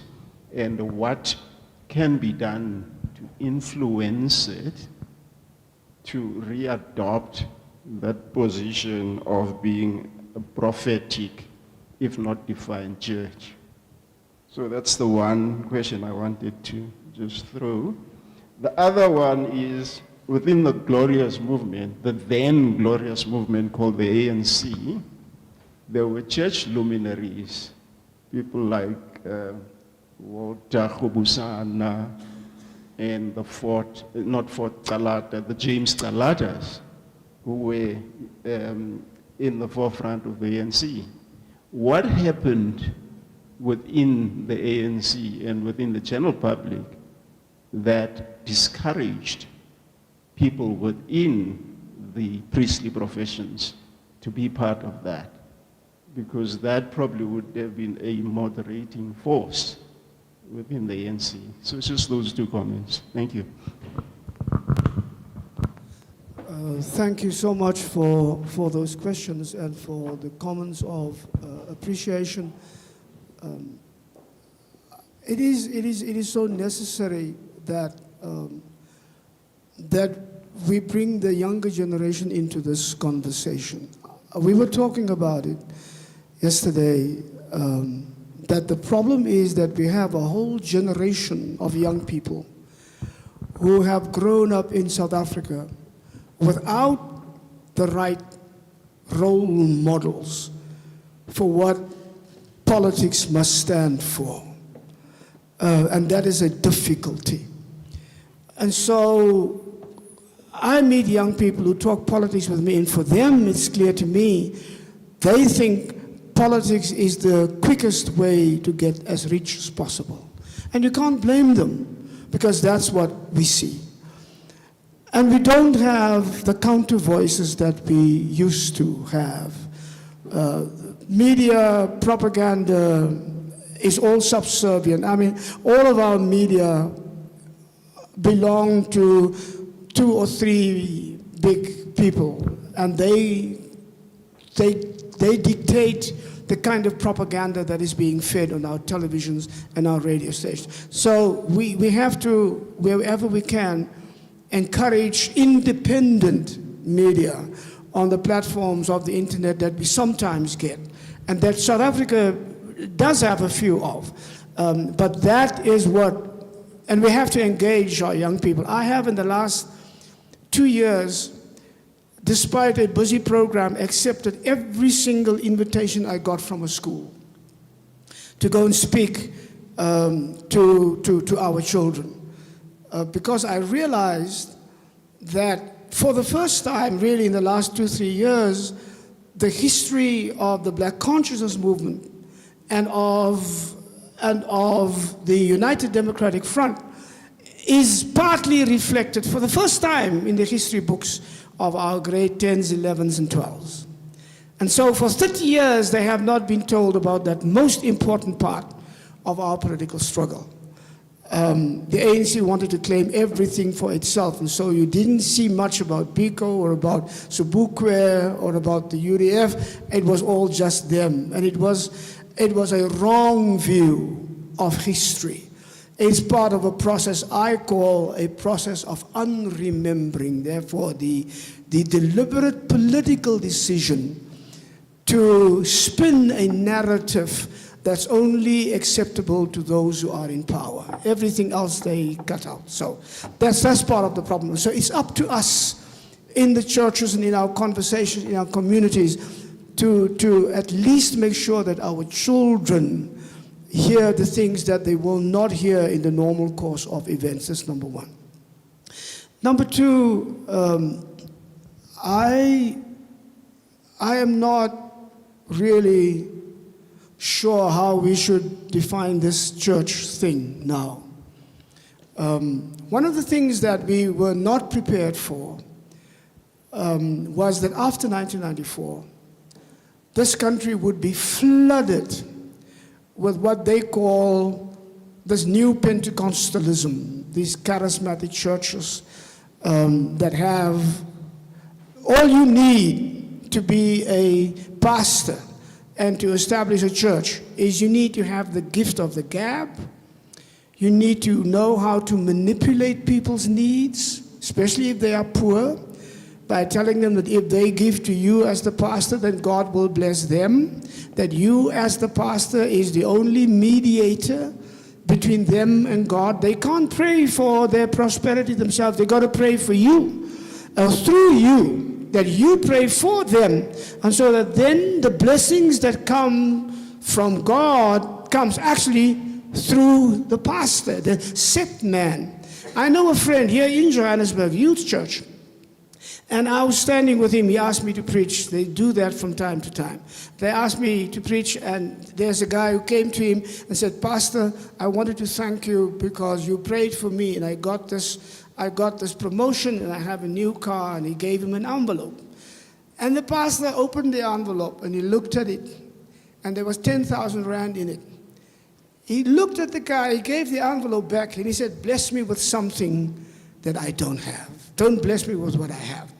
And he gave it back. So next time I asked him, "Listen, the Pastor Gesha, you mustn't work out this. These are tips, baby." Okay. No. These are tips that you and I must follow up, because I am in the wrong church. I don't know how to do that kind of. But he told me afterwards. The guy actually came back and gave him 25 instead of the 10. Now that's something that he could accept. So, but it's that, and all of these other abominations, I mean, making our people eat grass, and the exploitation of the needs of our people is horrendous. We were not prepared for that. And keep in mind that most of these churches are being planted here in South Africa with that twisted ideology and the twisted reading of the Bible and the twisted ways in which, because it comes with a package deal, this kind of theology. It is so-called patriotic, which means it is nationalistic, it is ethnic, it is anti-woman, it is anti-child rights, it is pro-war, it is pro-patriarchy, it is all of that rolled into one. And it's a very toxic mix of how you do things, but all of those churches come with funding from the United States. There is a group in the United States with billions and billions, they call themselves the Family. That's the group that sponsors what the United States calls the President's Day of Prayer, and that they have at the beginning of February every year, that every president goes and makes a speech. They have dedicated themselves to send money for churches, to send people into parliaments in Africa, in Latin America, in Asia, so that they can control the laws that we make. There's a guy called David, I forget his name, in Uganda, the guy who sponsored the law that punishes LGBTQ people with death, and that punishes family members of LGBT people if they do not report to government their family member that is gay. That can be killed, where they hang people under the trees in daylight to show how they hate them. That guy is put there by the family, and there are many of them in Africa. And we did not prepare ourselves for that wave. The second part of that question links up with your question, sir. I mean, the SACC that I came to know was the SACC under the leadership of Desmond Tutu. When he became General Secretary in 1978 for the first time. And that was the first time when the South African Council of Churches moved away from white leadership to black leadership, reflecting for the first time that the membership of the churches in South Africa are actually majority black, even though up until that point we had all white leadership. And it was not until the Black Consciousness Movement, Reverend Gershon will remember, and that we established these black caucuses. And in the Methodist Church, the connections, all of those, that we began to change not only the leadership of our churches, but the thinking of our churches, politically as well as theologically. But I should say theologically, as a consequence, we thought differently politically. So that was the SACC that I knew. And I remember how we went into the communities. And we laid down with the nuns in front of the bulldozers that wanted to flatten the houses of our people in the squatter camps.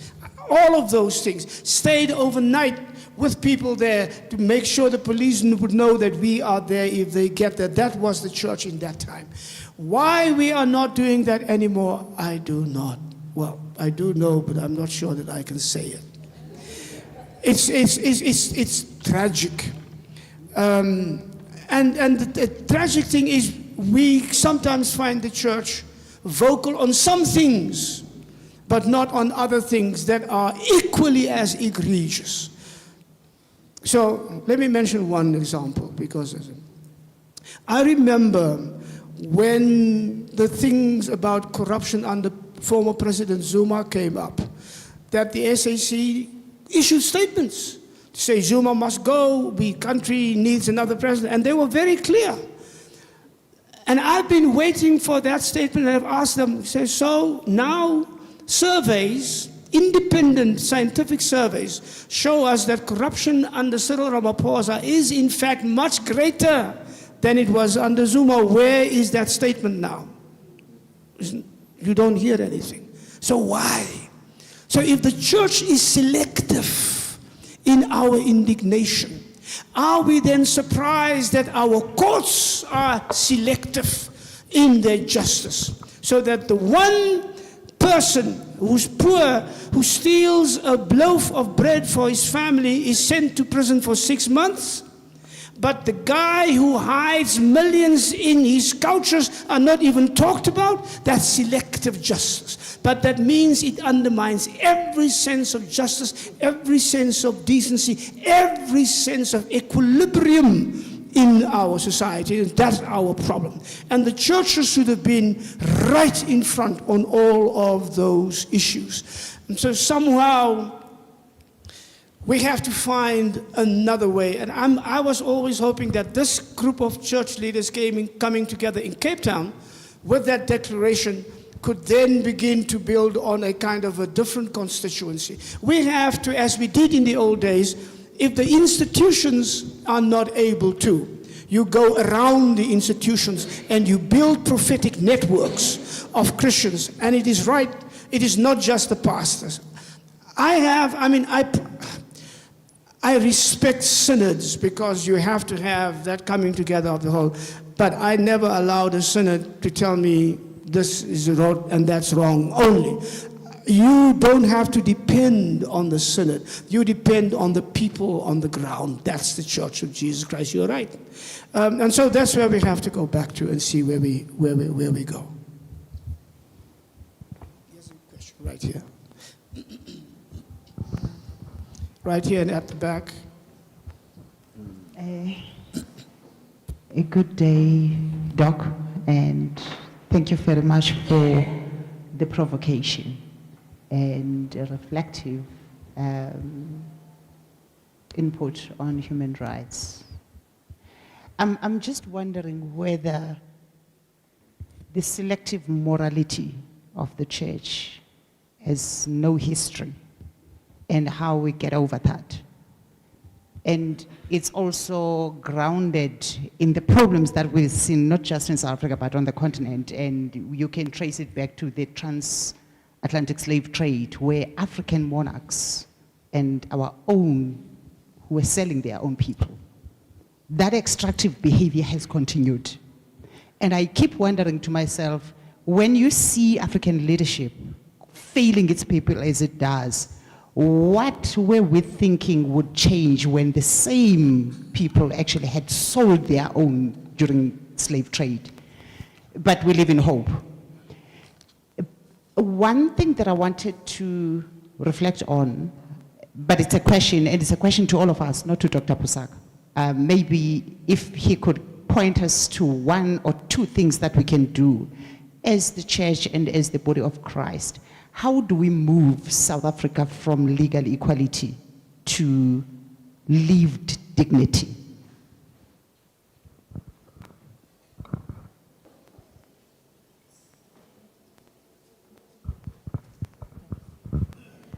Thanks, Reverend, for an incisive presentation. I'm not sure whether this is a question or a comment, but I questioned myself this morning whether I wanted to attend this session or not. And being here right now, the same feelings that I feared would be aroused, in the sense that we'll be questioning the same, coming up with solutions, and are we going to do anything out of those? Some of the queries that I wanted to raise have been raised already, but my issue is mainly around, you mentioned Ezekiel and the issue of leadership. And that, some of us sitting in the pews do happen to be in some form of leadership, be it political, be it in whatever institutions that we come from. We are leaders in our homes, we are parents, we are fathers. What role do we play? Why do we decide I need to be in this particular uniform, probably, to behave in a particular manner? Or, we always laugh at the story when we were growing up. We used to have a shebeen next door. And May used to be a Manyano woman. And she was very quick here. And she'd go to church, argue with somebody, and the statement would be, let me go take off my uniform. I will show you who I am. So my issue here is, why must we separate ourselves from the physical uniform that we wear and behave in a particular manner?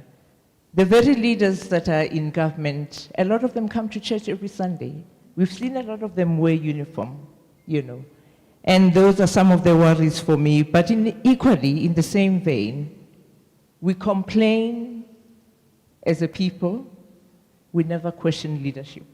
So we do perpetuate the problem in some way or the other. But my last comment and fear, I think more than anything, and I think we've debated this many times with Reverend Getcha, is the issue around the surge or upsurge of Christian nationalism that we are seeing. It's not just happening in the US out there. We see, and you've spoken a bit about it in your response now, that we see posts from friends, even locally, posting things on Instagram about Christian nationalism and things like that, and you wonder, where are we headed? And yeah, my bad, thanks.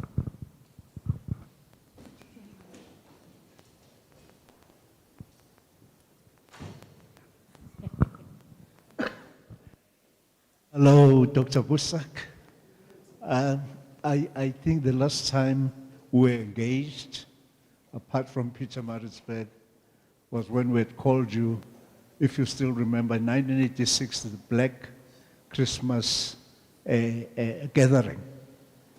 And we thought at that time that we will no longer have those things, that we'll never have Black Christmases.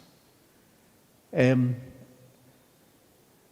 so I heard you were coming, and I was excited, but then I had a problem with my car.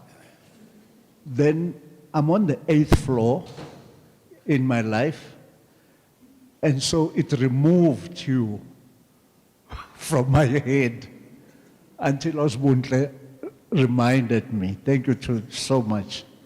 Please forgive me, Mfundisi, because we come from far with Dr. Boesak. So I just wanted to thank you for things that I had thought I knew, only to find that you are, I don't know whether you are renewing them or I'm hearing them for the first time again. So thank you for that, and it's very, very helpful for us to move forward. But I think you'll bear with me, the gathering will bear with me. What Mrs. Patricia said, for me is very, very, it's what I wanted to check with you. I want to check with you as to whether it is the correct thinking. Because coming from what she said up until today, I'm saying, are we barking the wrong tree?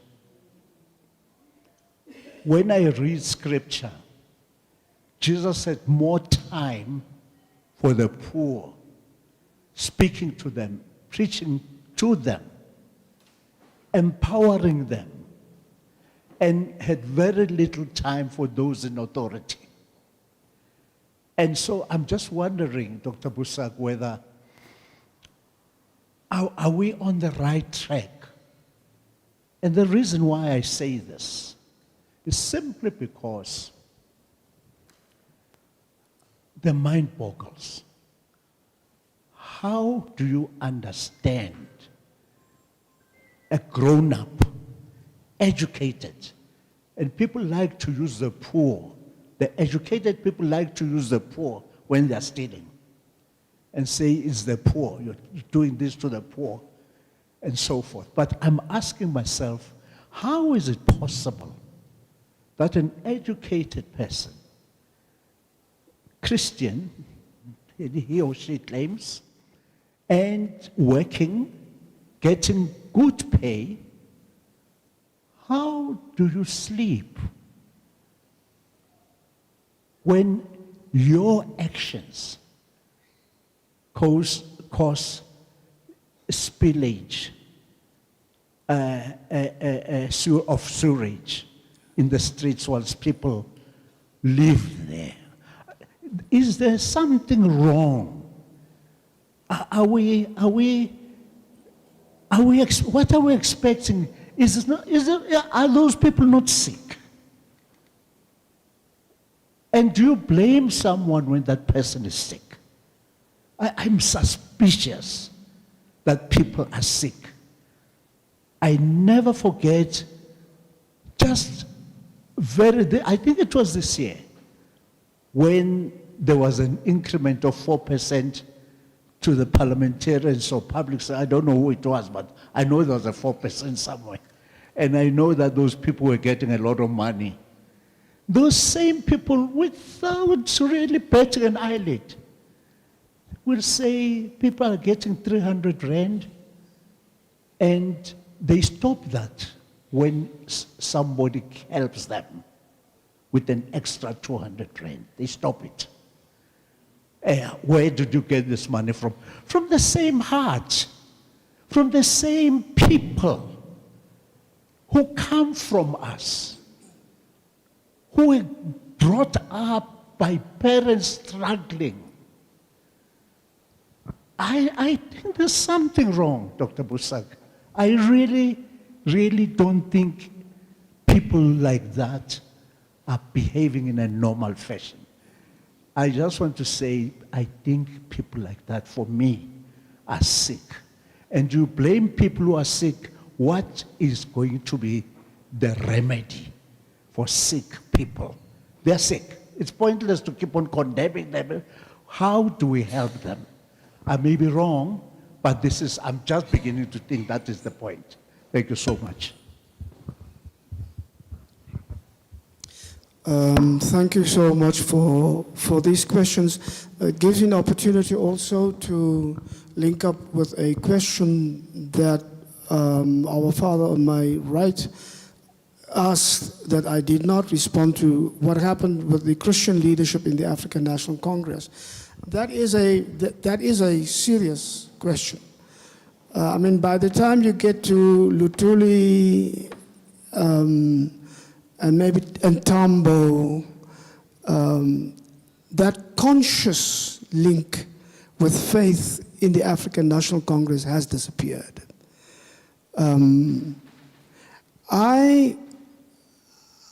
I did not stay in the ANC for very long. Mandela, who was a very persuasive man, I remember, had persuaded me to join the African National Congress after their first Congress in 1991. Desmond Tutu cautioned against it, said, don't do it. My wife was not happy. My children were not happy, but I did it anyway. But one of the things I found, and I didn't last for very long. By October 1994, I was out of the African National Congress. But one of the things that struck me is that I think the 30 years in exile did a lot to many, not all, but to many of the people who returned to the country. And I almost felt as if they had lost touch with one of the most important things that kept our people alive, and that is our spirituality. And there was very little that at least I could attach myself into. The conversation was dominated by other ideological viewpoints, and I found it difficult to express myself. I mean, you wouldn't find people like Reverend James Kalata that you mentioned, who would say something like, there is a hand that is in charge of history, and that's the hand that turns the wheel of history, and we must remember that. That kind of perspective had, I think, almost completely disappeared. When I met Oliver Tambo for the first time, and we had a long conversation in Zambia, in President Kawunda's house, and we had lunch.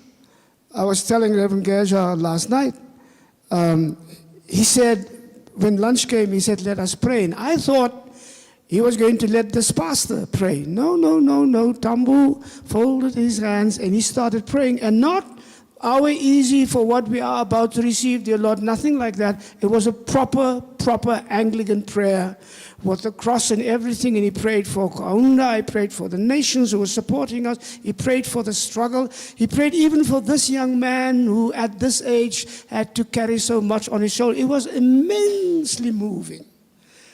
Now that kind of experience I've never had again in the circles of the African National Congress. And I cannot help but think that is part of the problem that we are facing today, that disconnect with our spirituality, what makes life matter, what is truly valuable, that makes you resist the temptations of greed and pride and arrogance that we see so often today. I know that in my most anxious moments, where I would have given up, if it were not that I was anchored in my faith, I would have given up. So if you don't have that faith, I don't know what it is that you cling to.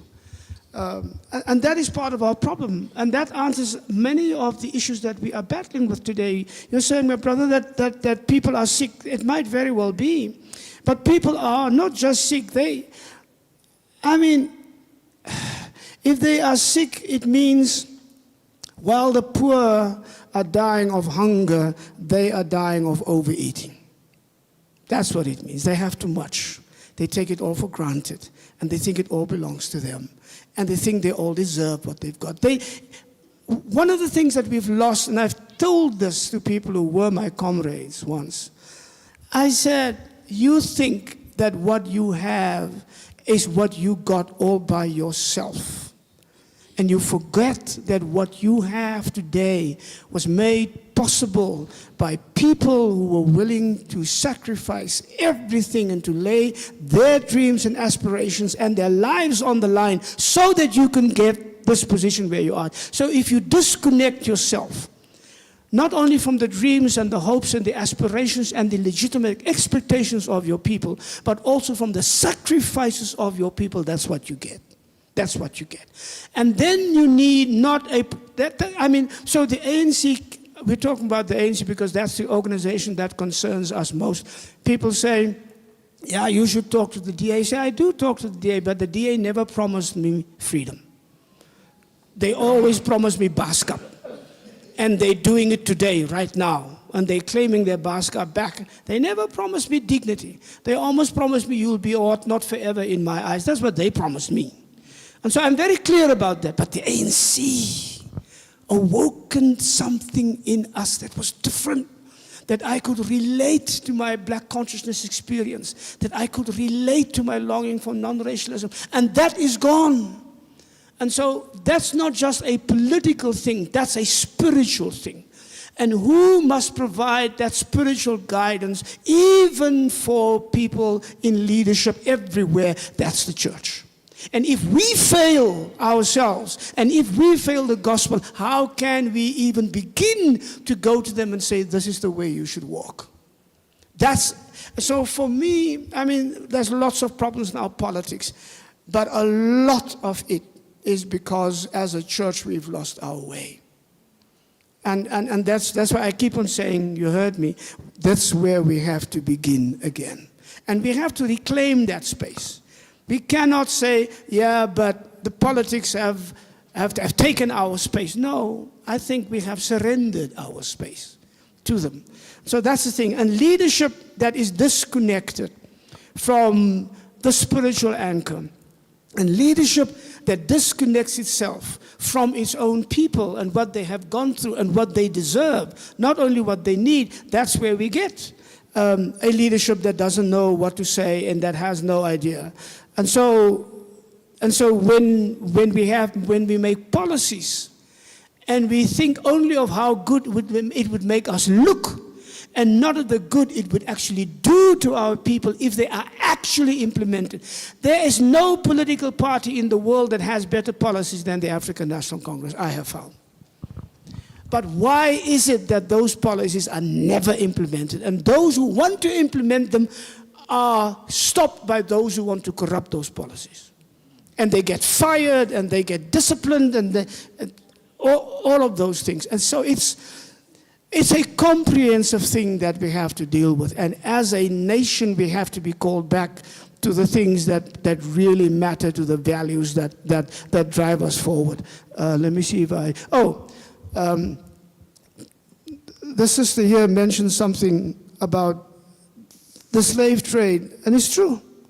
I mean, there is an amazing letter from the king of the Congo, Manu Congo. You've seen that letter, to King John of Portugal, in which he tells King John of Portugal, you have done a very wrong thing. You are now capturing from our noble families people to be taken into slavery, from our noble families. Because the deal was between King Manu Congo and King John from Portugal, you can take my people, but take from the lower classes. Take from those who don't matter. But you are contravening our agreement by you are capturing princes and people from the nobility. And he says, I now declare that no Congolese from now on will ever... It's too late. It's too late. If you complain only because the evil that you helped to enable now touches you, and you didn't see it was wrong when it touches somebody else that you regarded as lower than yourself, it's already too late. It's already too late. I wrote a book called Pharaohs on Both Sides of the Blood. There you go. This is it. You know what? In this whole country, it's only the Methodist Church that has that book. Somehow the Methodist Church colonized my book, and there's no publisher who has it. But anyway, this book is called Pharaohs on Both Sides of the Blood Red Waters, because there's a black preacher from the 19th century in the United States called Henry Hyman Garnett, who said to black people, look, you mustn't flee. You think that if you flee from slavery here to another place, you will not find slavery there. You must fight slavery here so that you don't have to go and fight slavery elsewhere. You must overcome. But he says, because you will find that there are pharaohs on both sides of the blood-red waters. By which he means sort of the metaphorical Red Sea, where you have to go through from the land of slavery to the land of freedom and promise. And I have adapted that thing. I say that is typical of where we are in South Africa. We have fought our struggle in our Egypt. We have won that battle. We have come through our Red Sea. And now we come to this land of freedom, and now we find we are facing another Pharaoh. Pharaohs on both sides. Only this time this Pharaoh looks exactly like us. And because the Pharaoh looks like us, we refuse to acknowledge that that's a Pharaoh. He is an oppressor. He is an exploiter. He is a vile Pharaoh. But we go to him and we worship him and we accept him because he looks like us, but he's still a Pharaoh. So that's our problem. That's our problem.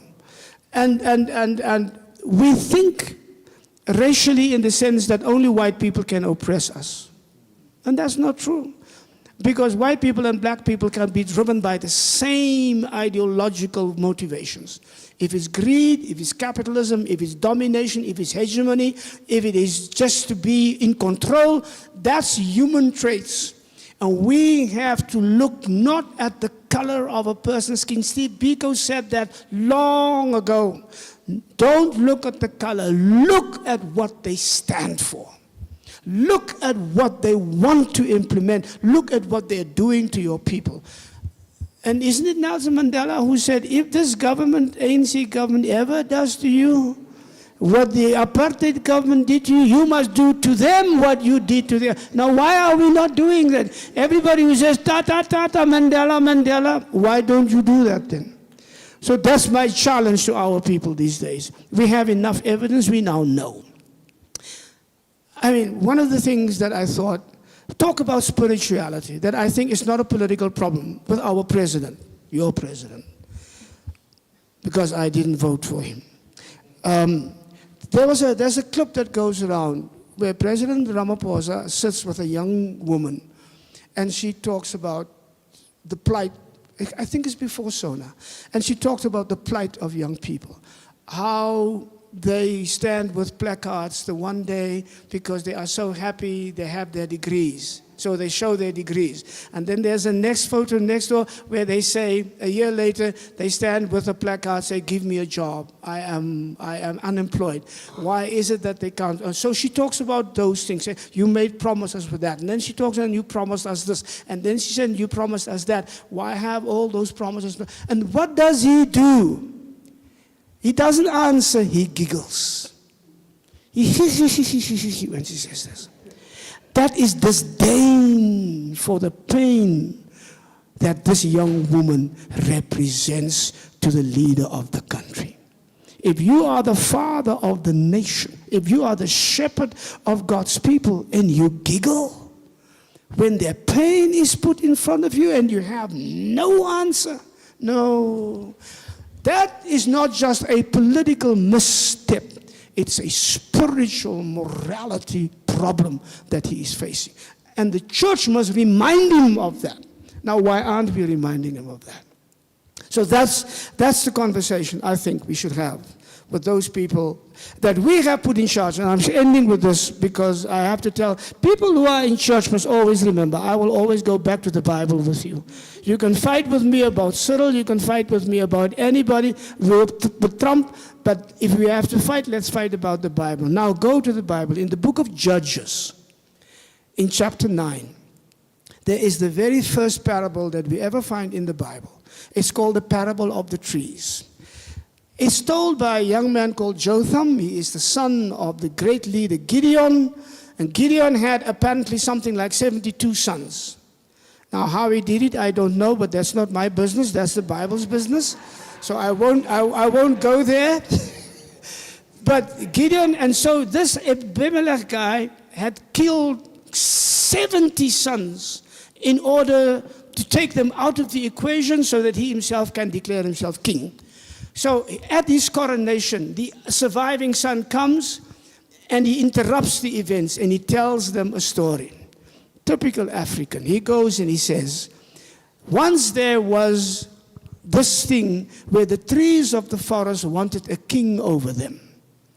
So they went to different trees to ask them, will you be king over us? And they went to the olive tree, and they went to the vine tree, and they went to the fig tree.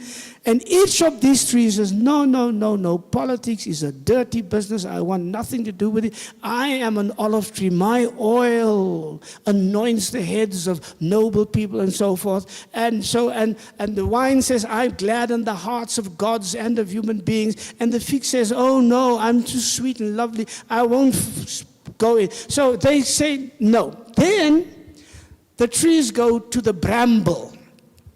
And they ask the bramble, please be king over us. Now, they know the bramble. The bramble says to them, you must ask me. So I'm not going to declare myself king. You must ask me. That is as democratic as you can get. I'm not declaring myself king. The people must make me king. That's number one. Number two, he says, I will promise you the shadow of my tree. He's lying. They know he's lying because the bramble has no leaves. So it cannot offer shadow of justice, of humanity, of decency, of anything. But that's what he tells them. And they also know the bramble blooms only once a season. There's flowers. But the thorns are so thick and so long and so plentiful, you cannot get to the flower. So every promise he makes is an empty promise. So the flower is a promise, but you can't get to the promise. They know that. They also know that the bramble has a violent nature, because the bramble tells them, if you make me king and you do what I say, you can come under my shade. But if you don't, let fire come out of this bramble and devour all of you. So if you don't do what I'll say, I'll just come and kill you. That's what he says. And still, with all of that, they know. They still go and they ask the bramble, please be king over us. That's us. You know they lie. You know they make empty promises. You know they have no shade to offer our people. You know that they cannot do a thing. You know that they will turn violent on you if you insist that you have rights. And so it's not just Sharpeville, it's now also Marikana. You know all of that. And yet you go to the bramble and you say, please be king over us. So it's not God. It's not God. It's us. So don't tell me about God has put authorities over us. That's right. But God has helped us think about a system like democracy where we can choose who rules over us. And if we make those wrong choices every single time, I won't blame God if God says, I'm sitting back and I'm waiting until they are so much in trouble that they begin to do the right thing, and then I'll come and help them. So that's where we are, I think. Thank you, Doc. I have one from the online. Dr. Boesak, given the partial removal of Christianity in schools with the claim of satisfying the Constitution on equality, do we stand a chance to bring our children on Christian values, especially that they are asked to meditate even when there are functions at schools? Thank you for that question. It's a very important question. It's also a question that I think many South Africans are now especially worried about. But I am not a believer. Look, number one, what the Constitution does in this instance is to recognize that we are a multi-religious country. That it is not right for Christians to force our religious values upon everybody else. That's the first thing. The thing I assume, and so it's true, so if you take religious instruction out of the schools, I think the ANC, because it happened under the ANC, was wrong to say, take all religious instruction out of schools. I think they should have simply said, those who want Christian lessons, you go for this hour there. Those Muslims, those Jews, those Hindus, you do it in your way. But every religion has those fundamental values that every child should learn. It doesn't mean that if we say we are not enforcing one religious view upon the whole country, that you take every single religious value out of it. So I think that was a mistake. So it could still be rectified. But the second thing, of course, is that where we are now, what this has given rise to, is what some of these new Pentecostal churches want to bring in. It's called dominion theology.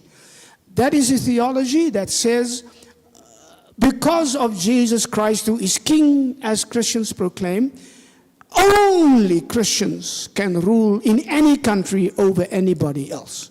So when you have a government, you're not allowed to elect anybody who's not a Christian into any position of authority. That's what they say, because that's how you bring Christians. And those are also the people who say, yes, but the constitution that we have is wrong, it's from Satan. You have to have the Bible as your constitution.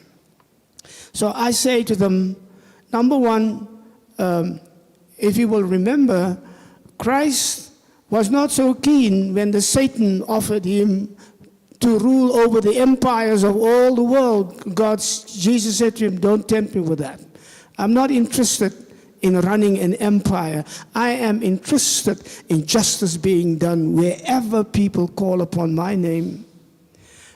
And we don't do that as Christians, because we don't do that as Christians. That's why Christian influence and impact on South African society is fading, not because there are 2% of Muslims who now also have to pray. And if you want to have a private Christian school, you can do that.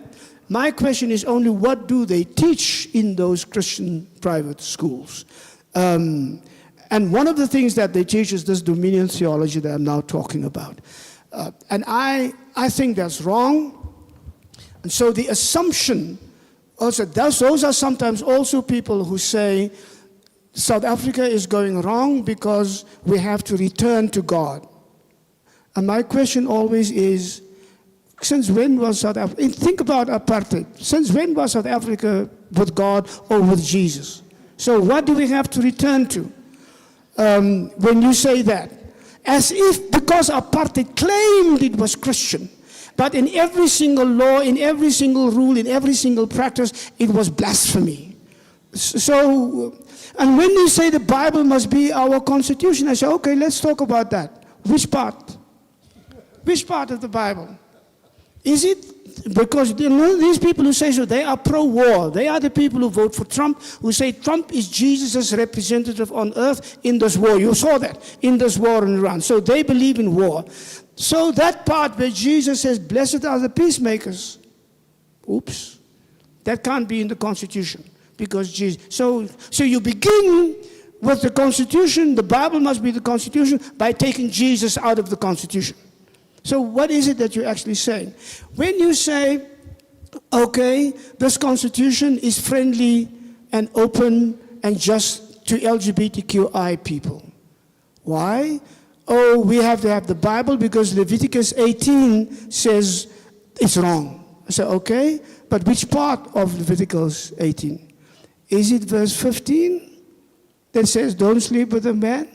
Or is it verse 16 that says you mustn't mix clothing that you wear? Or you mustn't mix the food in verse 19? So no, it's not that. So it's verse 15 but not verse 16. Is that the Constitution? Or you have a son, right? Yeah. Has your son sinned, done wrong? Yes. Have you taken him to the elders? Well, sometimes. And if you've taken him to the elders and he still doesn't listen, did you take him out on the street so that the people can stone him to death? No, but that's not what I mean. So that, but not that? Is that your Constitution? So people think simplistically and wrongly about, but again, those are the things that we get from these American white supremacist, neo-colonialist thinking, imperialist theology that they impose on people in Africa, and we follow them blindly. As much as our pastors think that if you speak English like an African, you're not really right, but if you can speak English like an American, then you can preach. So 90% of our pastors spend their Friday listening to T.D. Jakes, and on Sunday they try to sound like T.D. Jakes. So you can't say God like we say, you have to say God. And you can't just say God, you have to say God. That's where we are with our pastors. So we have to think again about what it means to be church, and what it means to be a church in Africa, and what it means to be a church in South Africa. And you cannot swallow the Bible whole. There is in the Bible itself is a site of struggle. And there is in the Bible things that Jesus himself said, don't you even think of doing that. Because I'm telling you now. That's what the Father said, that's in the Bible. That's what I'm telling you. So I would rather go with Jesus and what he cancels out and say, don't listen to that, don't do that, don't do that, don't this, than with anybody else who tells me, make the Bible your constitution, and then they don't know which Bible they're talking about. And that's what we have to remember. So if Christians ourselves live such a life of dedication and sacrifice and correctness, then we don't have to worry about the values of our children because we set the example. And you don't have to worry about what they tell at school because what are you doing as a parent at home?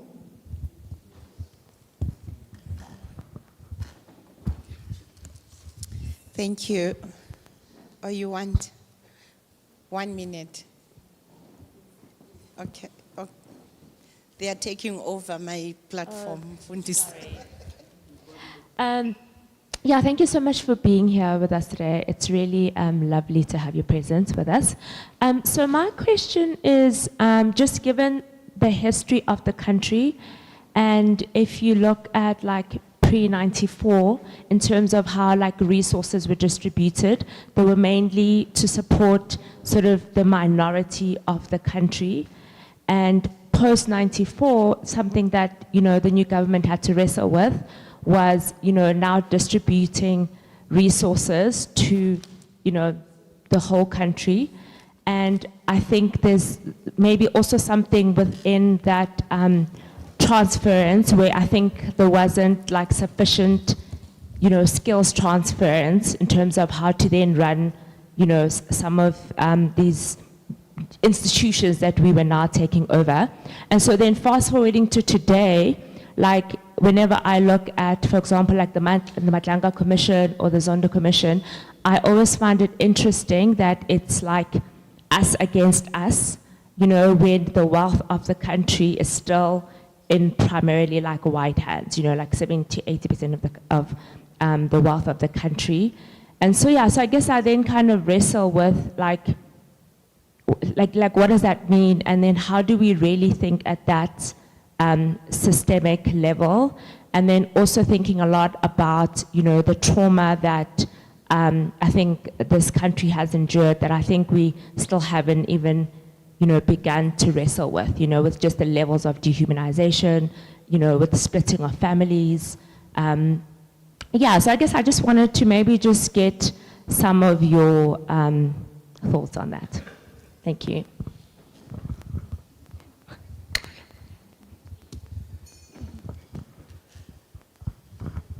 Yeah, I suppose I left it a bit too late. And I hate coming to meetings and collectives because sometimes you don't want to disagree with people, which is what we probably needed in this country a long time ago. I think the biggest problems are the fundamentals in this country, and particularly this continent. I mean, I have never seen a people so full of obeisance, iconization, because of the collectivization, be it religion, be it tribal stuff. One of the biggest problems in this country that we have is keep it simple. Raise individuals and talk to individuals. We have people called, I mean, for instance, we're talking about the Constitution. There are countries that work well that have no constitution. A constitution is not a self-implementing mechanism, and we buy into that. You mentioned it. I won't mention some of the leadership qualities and the people at the top, so-called. I mean, we're talking here about some certifiable idiots at some stage, some of them. I'm sorry to say that. I mean, that's as frank as I get. But the problem here is, the biggest problems we have in this country are not big problems. They are the basic, most fundamental issues, okay? If you walk around in South Africa for a day, any place, and you don't get into a kind of confrontation or discussion about things that should be done, and you have a peaceful day, you are doing nothing, okay, in this country. If in this country you can walk a day through crowds and people and without not talking and helping someone with something, an idea, you are doing nothing, you are part of the problem. And that's the problem in this country. That we're looking at government, we're looking at Cyril grinning away. I mean, I hate that grin. The point is not Cyril. Cyril is there because we enabled him. We continue to enable leaders, kings so-called, people who can think for us because we are a collective. Okay, because of the struggle. I mean, I once got into trouble with my children in 1990, my mother's 60th birthday, because I said something a bit rough about Nelson Mandela, and he was still young, and they're like, Dad, you know, because Mandela is an icon. So this thing starts from there, where you iconize people, you hand over your individuality. And let me finish this with this. And say the most successful countries in the world are countries of people who are cynical. They are skeptics. They don't just take anything that comes to them. If you look at Switzerland, it's not a nice country to be in. But it's got two things only. It's got water and mountains. but the ultimate thing it has is human capital. And the Swiss they don't bow to authority just like that. And the Teutonics are like that. But we in Africa here are there's a thing called Ubuntu. I think it's a plot. We are the nicest people, yeah? We are nice, but we are not nice to each other. We have the highest murder rates in the world. How dare you call yourselves a country with Ubuntu when you are so self-hating and you kill yourselves? When your very education, and this is another plot, your very education, you can see, you think, is this a dumbing down kind of tool or strategy? So there are major issues we can talk about. What I was going to say is, if a child walked in here today and listened to all of that and could not make sense of it, then we're not talking sense. What we need to do is keep it simple. Governments are not to be, Cyril is not there to make everything for you, any decision for you. You make most decisions. And if you look at countries that work, the president has very little things to do except sign a few things because the people run the country. We have a thing called service delivery in this country. The very phrase is such a demeaning phrase. So I'm going to sit down, you will deliver, because I get things brought for me. We do nothing for ourselves. I'm sorry. You know, these are the kind of talks we need to talk, not in churches, not on a regular basis, in families. I'm sorry, I could say more, but I get a bit. Excuse me. Last question. All right? Lady in green.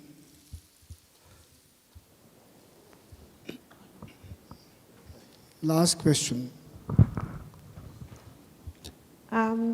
Greetings, everyone.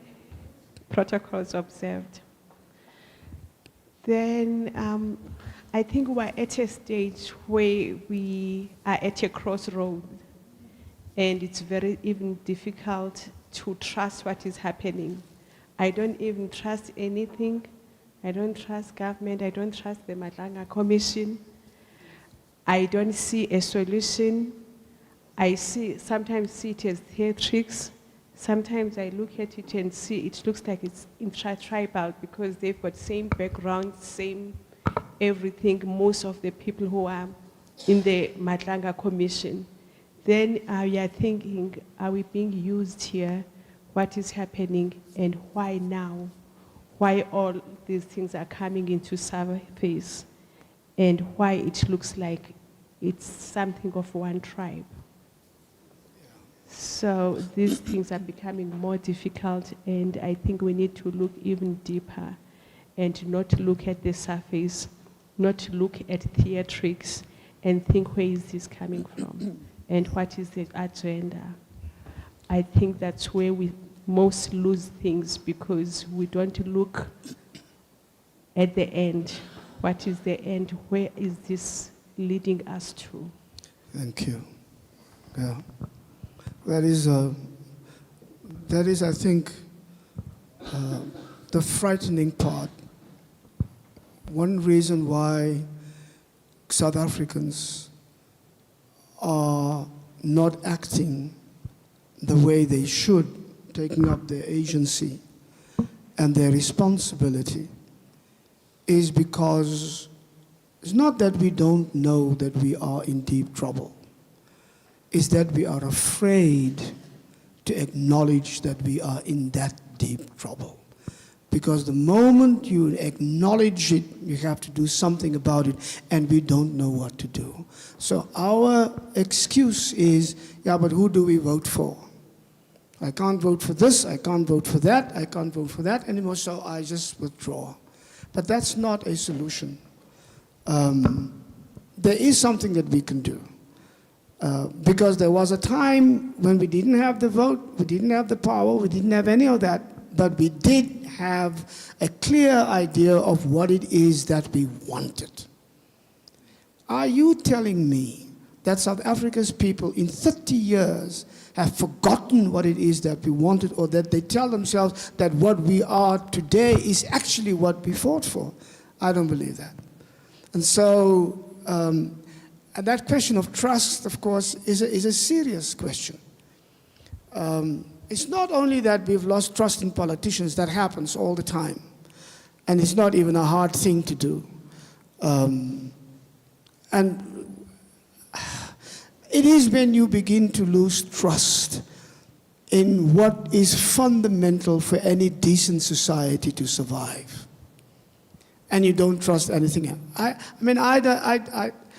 I don't really have trust in the commissions. Not that the commissions sometimes don't do their work properly. I mean, I had no trust in the Zondo Commission, and now everybody knows why. I had more faith in the Madlanga Commission, since you mentioned that, because one thing is they showed me, the thing that we always say, that outside of the circles that politicians choose their colleagues from, South Africa has a wealth of extremely talented, skillful, dedicated people. I mean, my faith in our abilities as a nation has never, my faith in what we produce in terms of the politics that we produce and what we choose, that's a different matter. But in our people, so if I see what they do, my problem with that is every commission, so the rules go, must submit its report and its final recommendations to the president. And the president decides what he follows up, what he ignores, what he throws under the carpet, and what he hangs on the big bell. And that's the problem.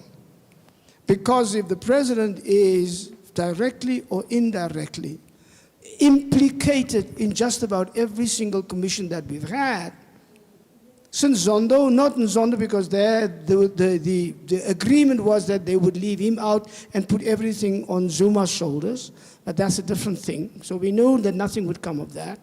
This is a different thing. But if you have to commit for action to the person who is involved in every single thing has been mentioned, what are we expecting of that? And that's my response to our brother here. I know, but you can only say that once you have taken cognizance of the immense powers that the presidency has in this country.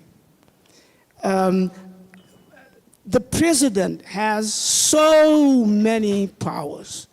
This president, and he has even taken upon himself the power to go beyond the Constitution.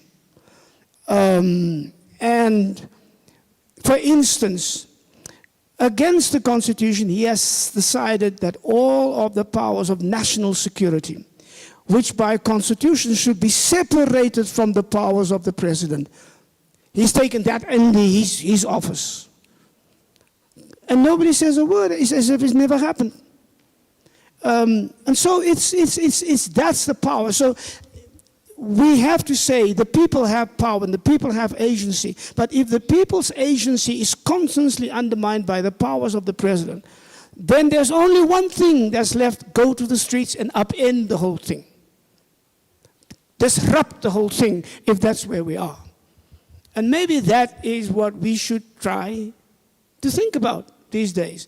If nothing happens, if every election, now we're doomed to coalitions, that's not really coalitions, but an agreement between corrupt parties, the DA on one hand and the ANC on the other hand, and they rule the country. Oh, but I mustn't say that because you're going to be known as Mrs. Illistown within a month. So all sympathy with you. I come from Cape Town. I know what that means. But seriously, we have to have our agency, but we have to use our agency so that we can stop the rot and so that we can stop the perpetuation of something like the presidency claiming for itself powers that it should have. And so make sure that the people's voice is really being heard. Or the very first question on the redistribution, I remember the first 1990, I'm not even talking the 1980s. But if, for instance, the ANC had taken into its plan of governance the principles that the Black consciousness movement espoused, just gave cognizance, recognition that those are valid, we would not have been where we are today. I am convinced. Where people talked about the democracy we have, which should be open, it should be non-racial, it should be non-sexist. The Black Consciousness Movement added another one. It should be egalitarian. That's a different dimension. It's not just an ethical, social dimension. It's also an economic dimension, which means that you should not have a system that takes at its foundational economic policy neoliberal capitalism that is designed to exploit the poor for the benefit and the enrichment of the already privileged. That's what it's there for. That's the basic job of capitalism. And Black consciousness saw that. But the deals that were made between the elites of the ANC and the elites of the National Party in those secret talks between 1985 and 1989 made neoliberal capitalism a fundamental point in our democracy, and that undermines just about everything. And that is why, after 30 years of this failed economic policy, South Africa today is the most unequal society, socially and economically, in the world. I mean, so that means we have surpassed countries in Africa, we have surpassed countries in Latin America to now be the most unequal society. That is a direct result of the economic policies that we are following. And if we go and continue to argue that billionaires, because they have billions, never mind how they got it, ought to be ruling the country, we will spiral down and down and down, and we'll never get out of the pit in which we have allowed ourselves to fall. That's the problem that we are facing here. So one of the things that we say, you have to have a fundamental transformation of it. You've got to do away with neoliberal capitalism as soon as possible as an economic policy. Our country is more suited to a more social democratic, socialist way of thinking than neoliberal capitalism that's dying over the world. And we have to make that a point. So that's where, so that's the one thing. The other thing is, if you have a country steeped in corruption, every good thing that you propose will end up being corrupted. So, you should have a health system that serves everyone equally. But if you have corruption like we see with the hospitals, it doesn't work. We proposed a fund that should bring about a kind of a recompense for people who suffered most under apartheid. 2% of tax for the wealthy. Desmond Tutu already even said that, after other people have said that. But you can't have that, because white people that I have said we should do this say to me, oh yeah, and what happens to the fund? Because these corrupt people will all steal it. Your poor people will never see it. And it hurts me that they actually have a point. And so, every good thing that we want to do cannot be done because of the situation in which we find ourselves. The same is true with black economic empowerment. Already in 2005, there was a report that said black economic empowerment had expended something like 198 billion rand for black economic empowerment. But that money was distributed among 6 black companies, 6. That's not black economic empowerment. Now they say, oh, it has to be changed, but you have to cling to it. And I still say, which is my fight with people and the national dialogue coming from the political establishment, you cannot go to the people and talk to them about solutions for the problems that they have created over 30 years. I can't say, you are the one who created the mess. Now I come to you to tell me how I get out of the mess that you have created. It's impossible. So that's why we are asking for a separate, from the ground up conversation of our people to produce a new plan for where we go after the 30 years of crisis that we find ourselves in. So there are people who are thinking about different possibilities. And we do that with economics, we do it with education, we do it with social planning, we do it with spatial planning, we do it with how do you do local government. We have to have a completely different electoral system. The electoral system that we have right now is too much open for corruption. And I know that because I was inside. I know that the list of candidates that in the Western Cape we have gathered from the communities, these are the people trust for this session of Parliament. Then that list goes up, and then it comes back on Monday, completely changed by somebody up there. People who we don't know put on that list because those are the people who will go along with whatever they want up there. It's so corrupt, it's not even funny. And so that's why we have to think about all of these things. And I say this because 30 years in the life of an individual is a long time. But 30 years in the life of a nation, developing a model of democracy that is its own, away from situated models that we stole from somewhere else, that it is own, it's not too late.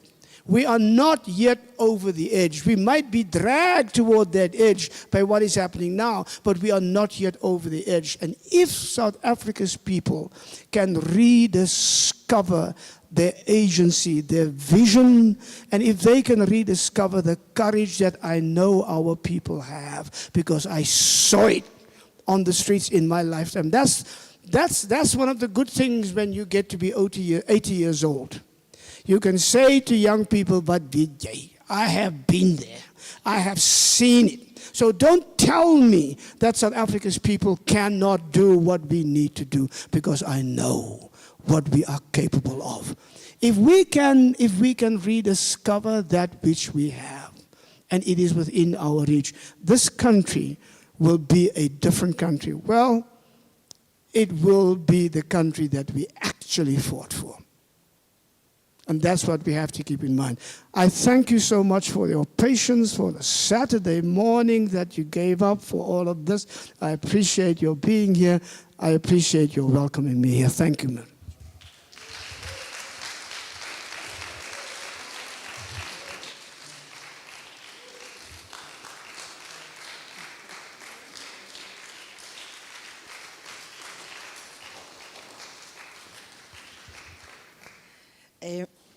Mfundis, it is actually us that are really appreciating for you taking the time to come and share your wisdom with us. It's not for me to do the thank you, but I really want to first thank you, Rev Geja, for your leadership. This is our second conversation since you've joined us in Bethesda. Last year we were discussing the issues of the land, and this year is about the voice of the church. And I think it's very important, Rev, that we don't leave these conversations here. I think as I was listening from Dr. Boesak, I think we have a responsibility to do something. And I think what the theme you put for us today about the voice of the church, I think you are challenging all of us that are here. And this church can get really full, Mfundisi.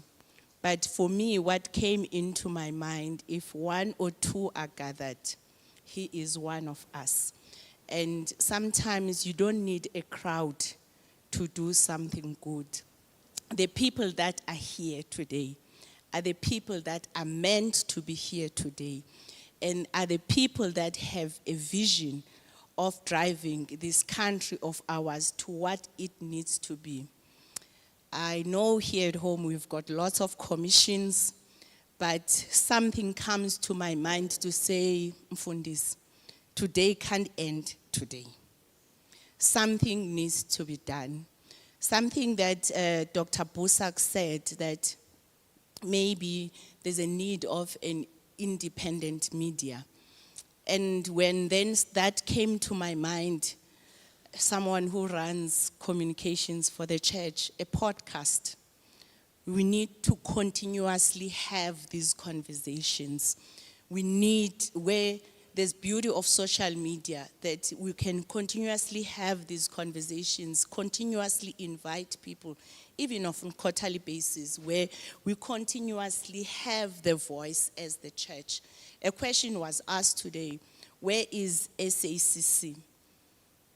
They are where they are, and it's something else, but something needs to happen. We don't want to have talk shows, but I think, Mfundisi, something needs to happen. How are we going to craft it? How are we going to take it forward? I think all I want to say, something has to happen. I have the book. They are being sold for 200 rands. We do have Yoko system, so please let's support Dr. Alan Boesak. I was given this one to give it to someone, and I think Uma Mukeja said something that we should have brought our kids with us, and then this young one who was here. I think because you were brave enough to be here so early, I will give the book to you.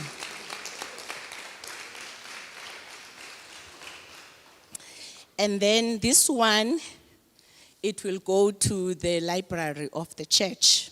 And then all of us can buy.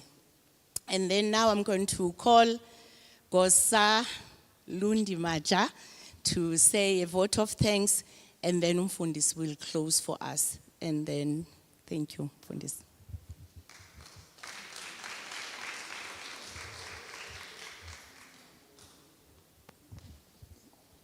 Thank you. I won't be long, ladies and gentlemen. Please be patient with me.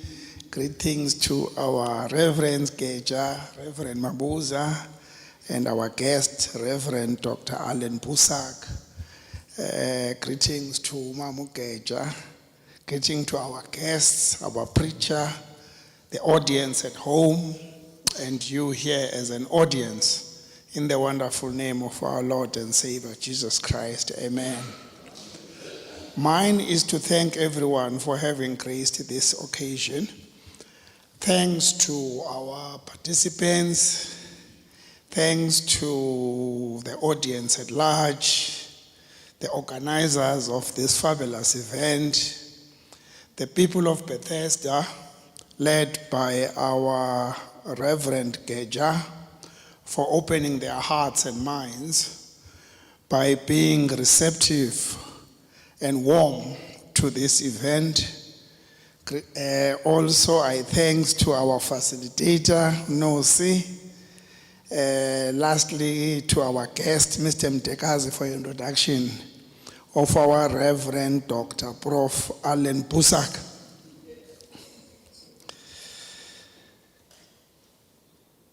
Reverend Boesak, we are particularly honored to have had you amongst us. As you said earlier on, it's a Saturday, but we are here, and you are here with us. Your words are for us to ruminate. I would not like to spoil your teachings. What is Human Rights Day to the people of Sharpeville and to the people of Langa Massacre? Why the church cowardice? Communities give birth to the church. That therefore means that the church has to listen to the cries of the communities. One cannot divorce the church from the politics. Man is by nature a political animal. This is a gift, Rev. Dr. Prof.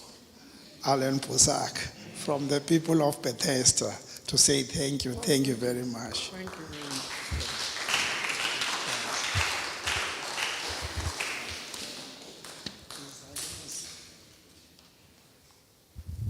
Ndizanikezela kuwe Mfundisi Geja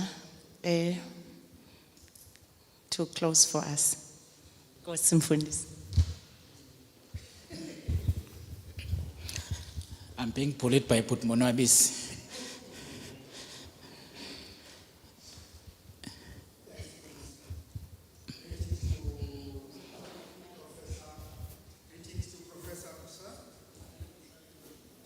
Panel, a front up. I'm so sorry that I was held up. We roadblock somewhere. I thought I was going to be early here. Now, I listened to you carefully, Dr. Boesak,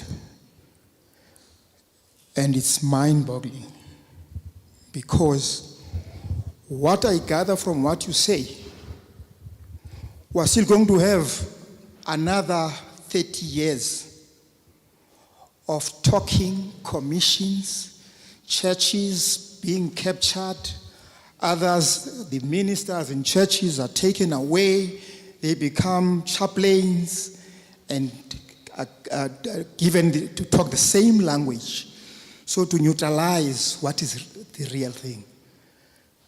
My question is, will it be out of order when we say, let us be like Ibrahim? Our soldiers take over. We have our Traore here taking over, even if for 5 years or so. We off-ramp in the so-called democracy, which we have never seen here. We off-ramp a bit because it has shown us. Look at what happened in July. General Ntanta Mkwanazi, he turned the tables.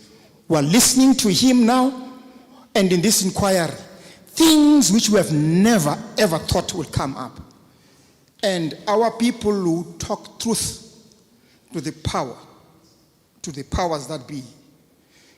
To say this today, when you are in front of your gate, you are shot, you are no more. What is that? It's not going to change tomorrow, no 10 years or whatever, as long as the status quo still remains. We need to change the regime and not get a coup up emnand. Bloodless coup. Thanks. Gospel any announcement before we close?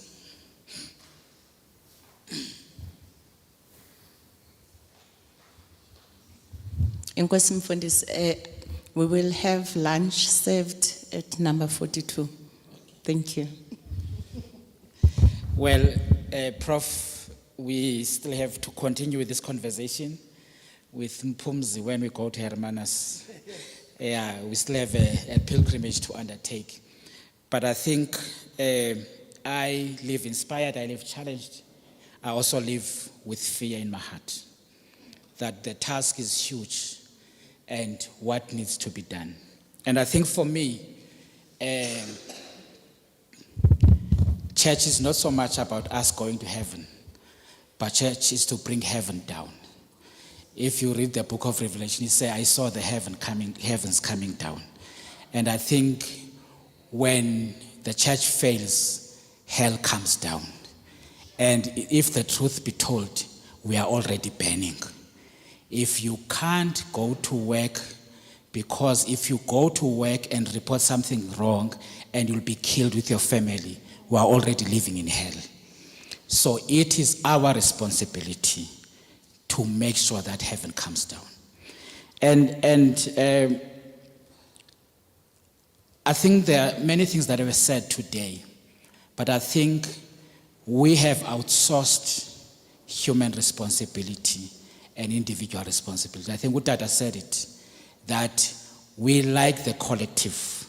But I think not only like the collective, we also like messiahs, people who rescue us. But it is time that we rescue ourselves. So we start with small acts. But I think what left an impression in my heart, Prof, on many things that you said, is that we must heal the wounds of God. And it is the God who's bleeding today in this country.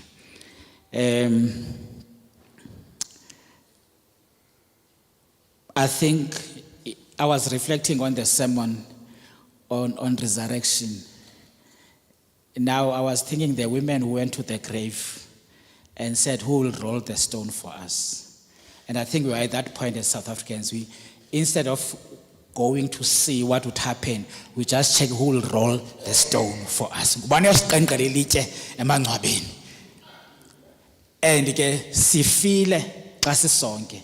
And I hope that these conversations will resurrect us to change the small way that we can. I'm not married to any system of governance, but if we outsource our responsibility and we allow others to rescue ourselves, we are in danger.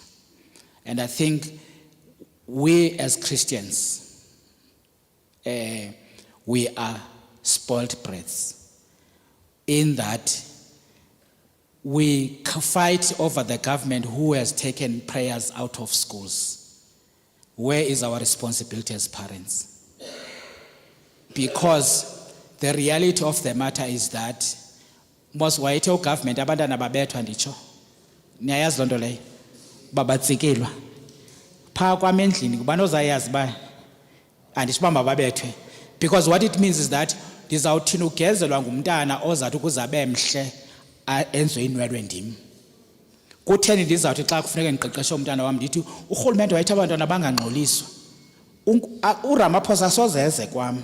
So it is my responsibility as a parent to teach my daughter i-discipline. Usokoliswe ngumntana ozathi azatye atye kuwe, uzathi azaye esikolweni aye kuwe, kodwa masithi bamoshakala aba bantwana oko kwafika urhulumente. We are outsourcing our responsibility. And I want to say we're spoiled brats in that, do you know 50 years from now, chances are there won't even be an Easter holiday in the calendar of the country. That would be gone. Will you still come to church when the government of that day would say, you take leave days from your own leave to go to church? Because we are a constitutional democracy, we don't recognize Christian holidays, we recognize every holiday. Will you come to church? So for now, whilst we're still protected by the Constitution and the government that appears to be Christian, we must make our responsibility to transform this society for better. In fact, Prof, I am too challenged. When were we ever a Christian nation? We've never been. Yes, 70% profess that we are Christians, but if we could kill and massacre people, we're never a Christian nation. What should we mourn is that the kingdom of God comes, but the ushers of that kingdom is you and me. Do you know bad news when I close? God did not appoint the president of the country. God's confidence is not in the president of this country. God's confidence is in the church, which is the vehicle of mission and transformation. When you want to change the nation, you inspire the church to be the agents of change. God did not even appoint this type of system we have. When leaders fail, we can't blame God. We have to blame ourselves. Nihambe ngoxolo uThixo anebonise for the sake of the nation and for the sake of our children. We must go forward. I know desperate times put Monobisi call for desperate measures. Uba sikhalelo traure. But it is danger yayo into yoba yile heroism. And every individual, I know that comes from the place of pain, but it is upon us to change our nation. May we all rise. Hambani bakhonzi eloswelele sonqina sinqine Inya mekosalo ewe eke soha ambanga pe so kwentaba sisele ele amanzi ofu hambane hambane bakho konselo oswelele sonqina sonqena sinqene sinqene yenya amekos ewe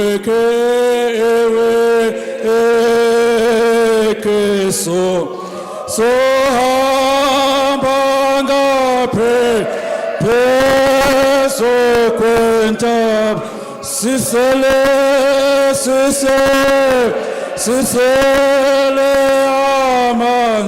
amanzi ovumo Gemini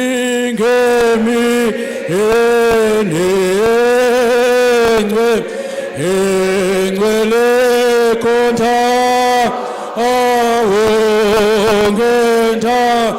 abantu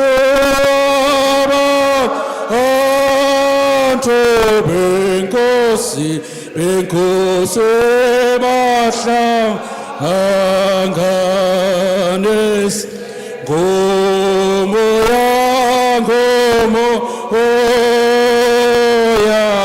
Gomoya kathixo umoya kaba besenza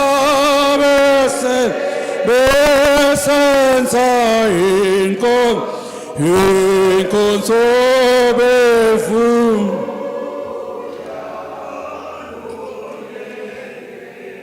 Please go and read this hymn 265. The first verse iti kunamhla sibona ukukhanya kwecawa. Meaning today we recognize the light of the church. I want to say for those who are poor and struggling, abakakubona ukukhanya kwecawa. Thina sebekubona ukukhanya kwecawa, let us go and be the light out there. May we share benediction together. And now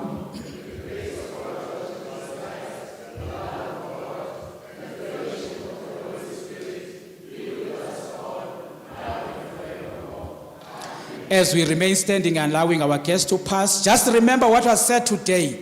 You don't bless me with what I have already.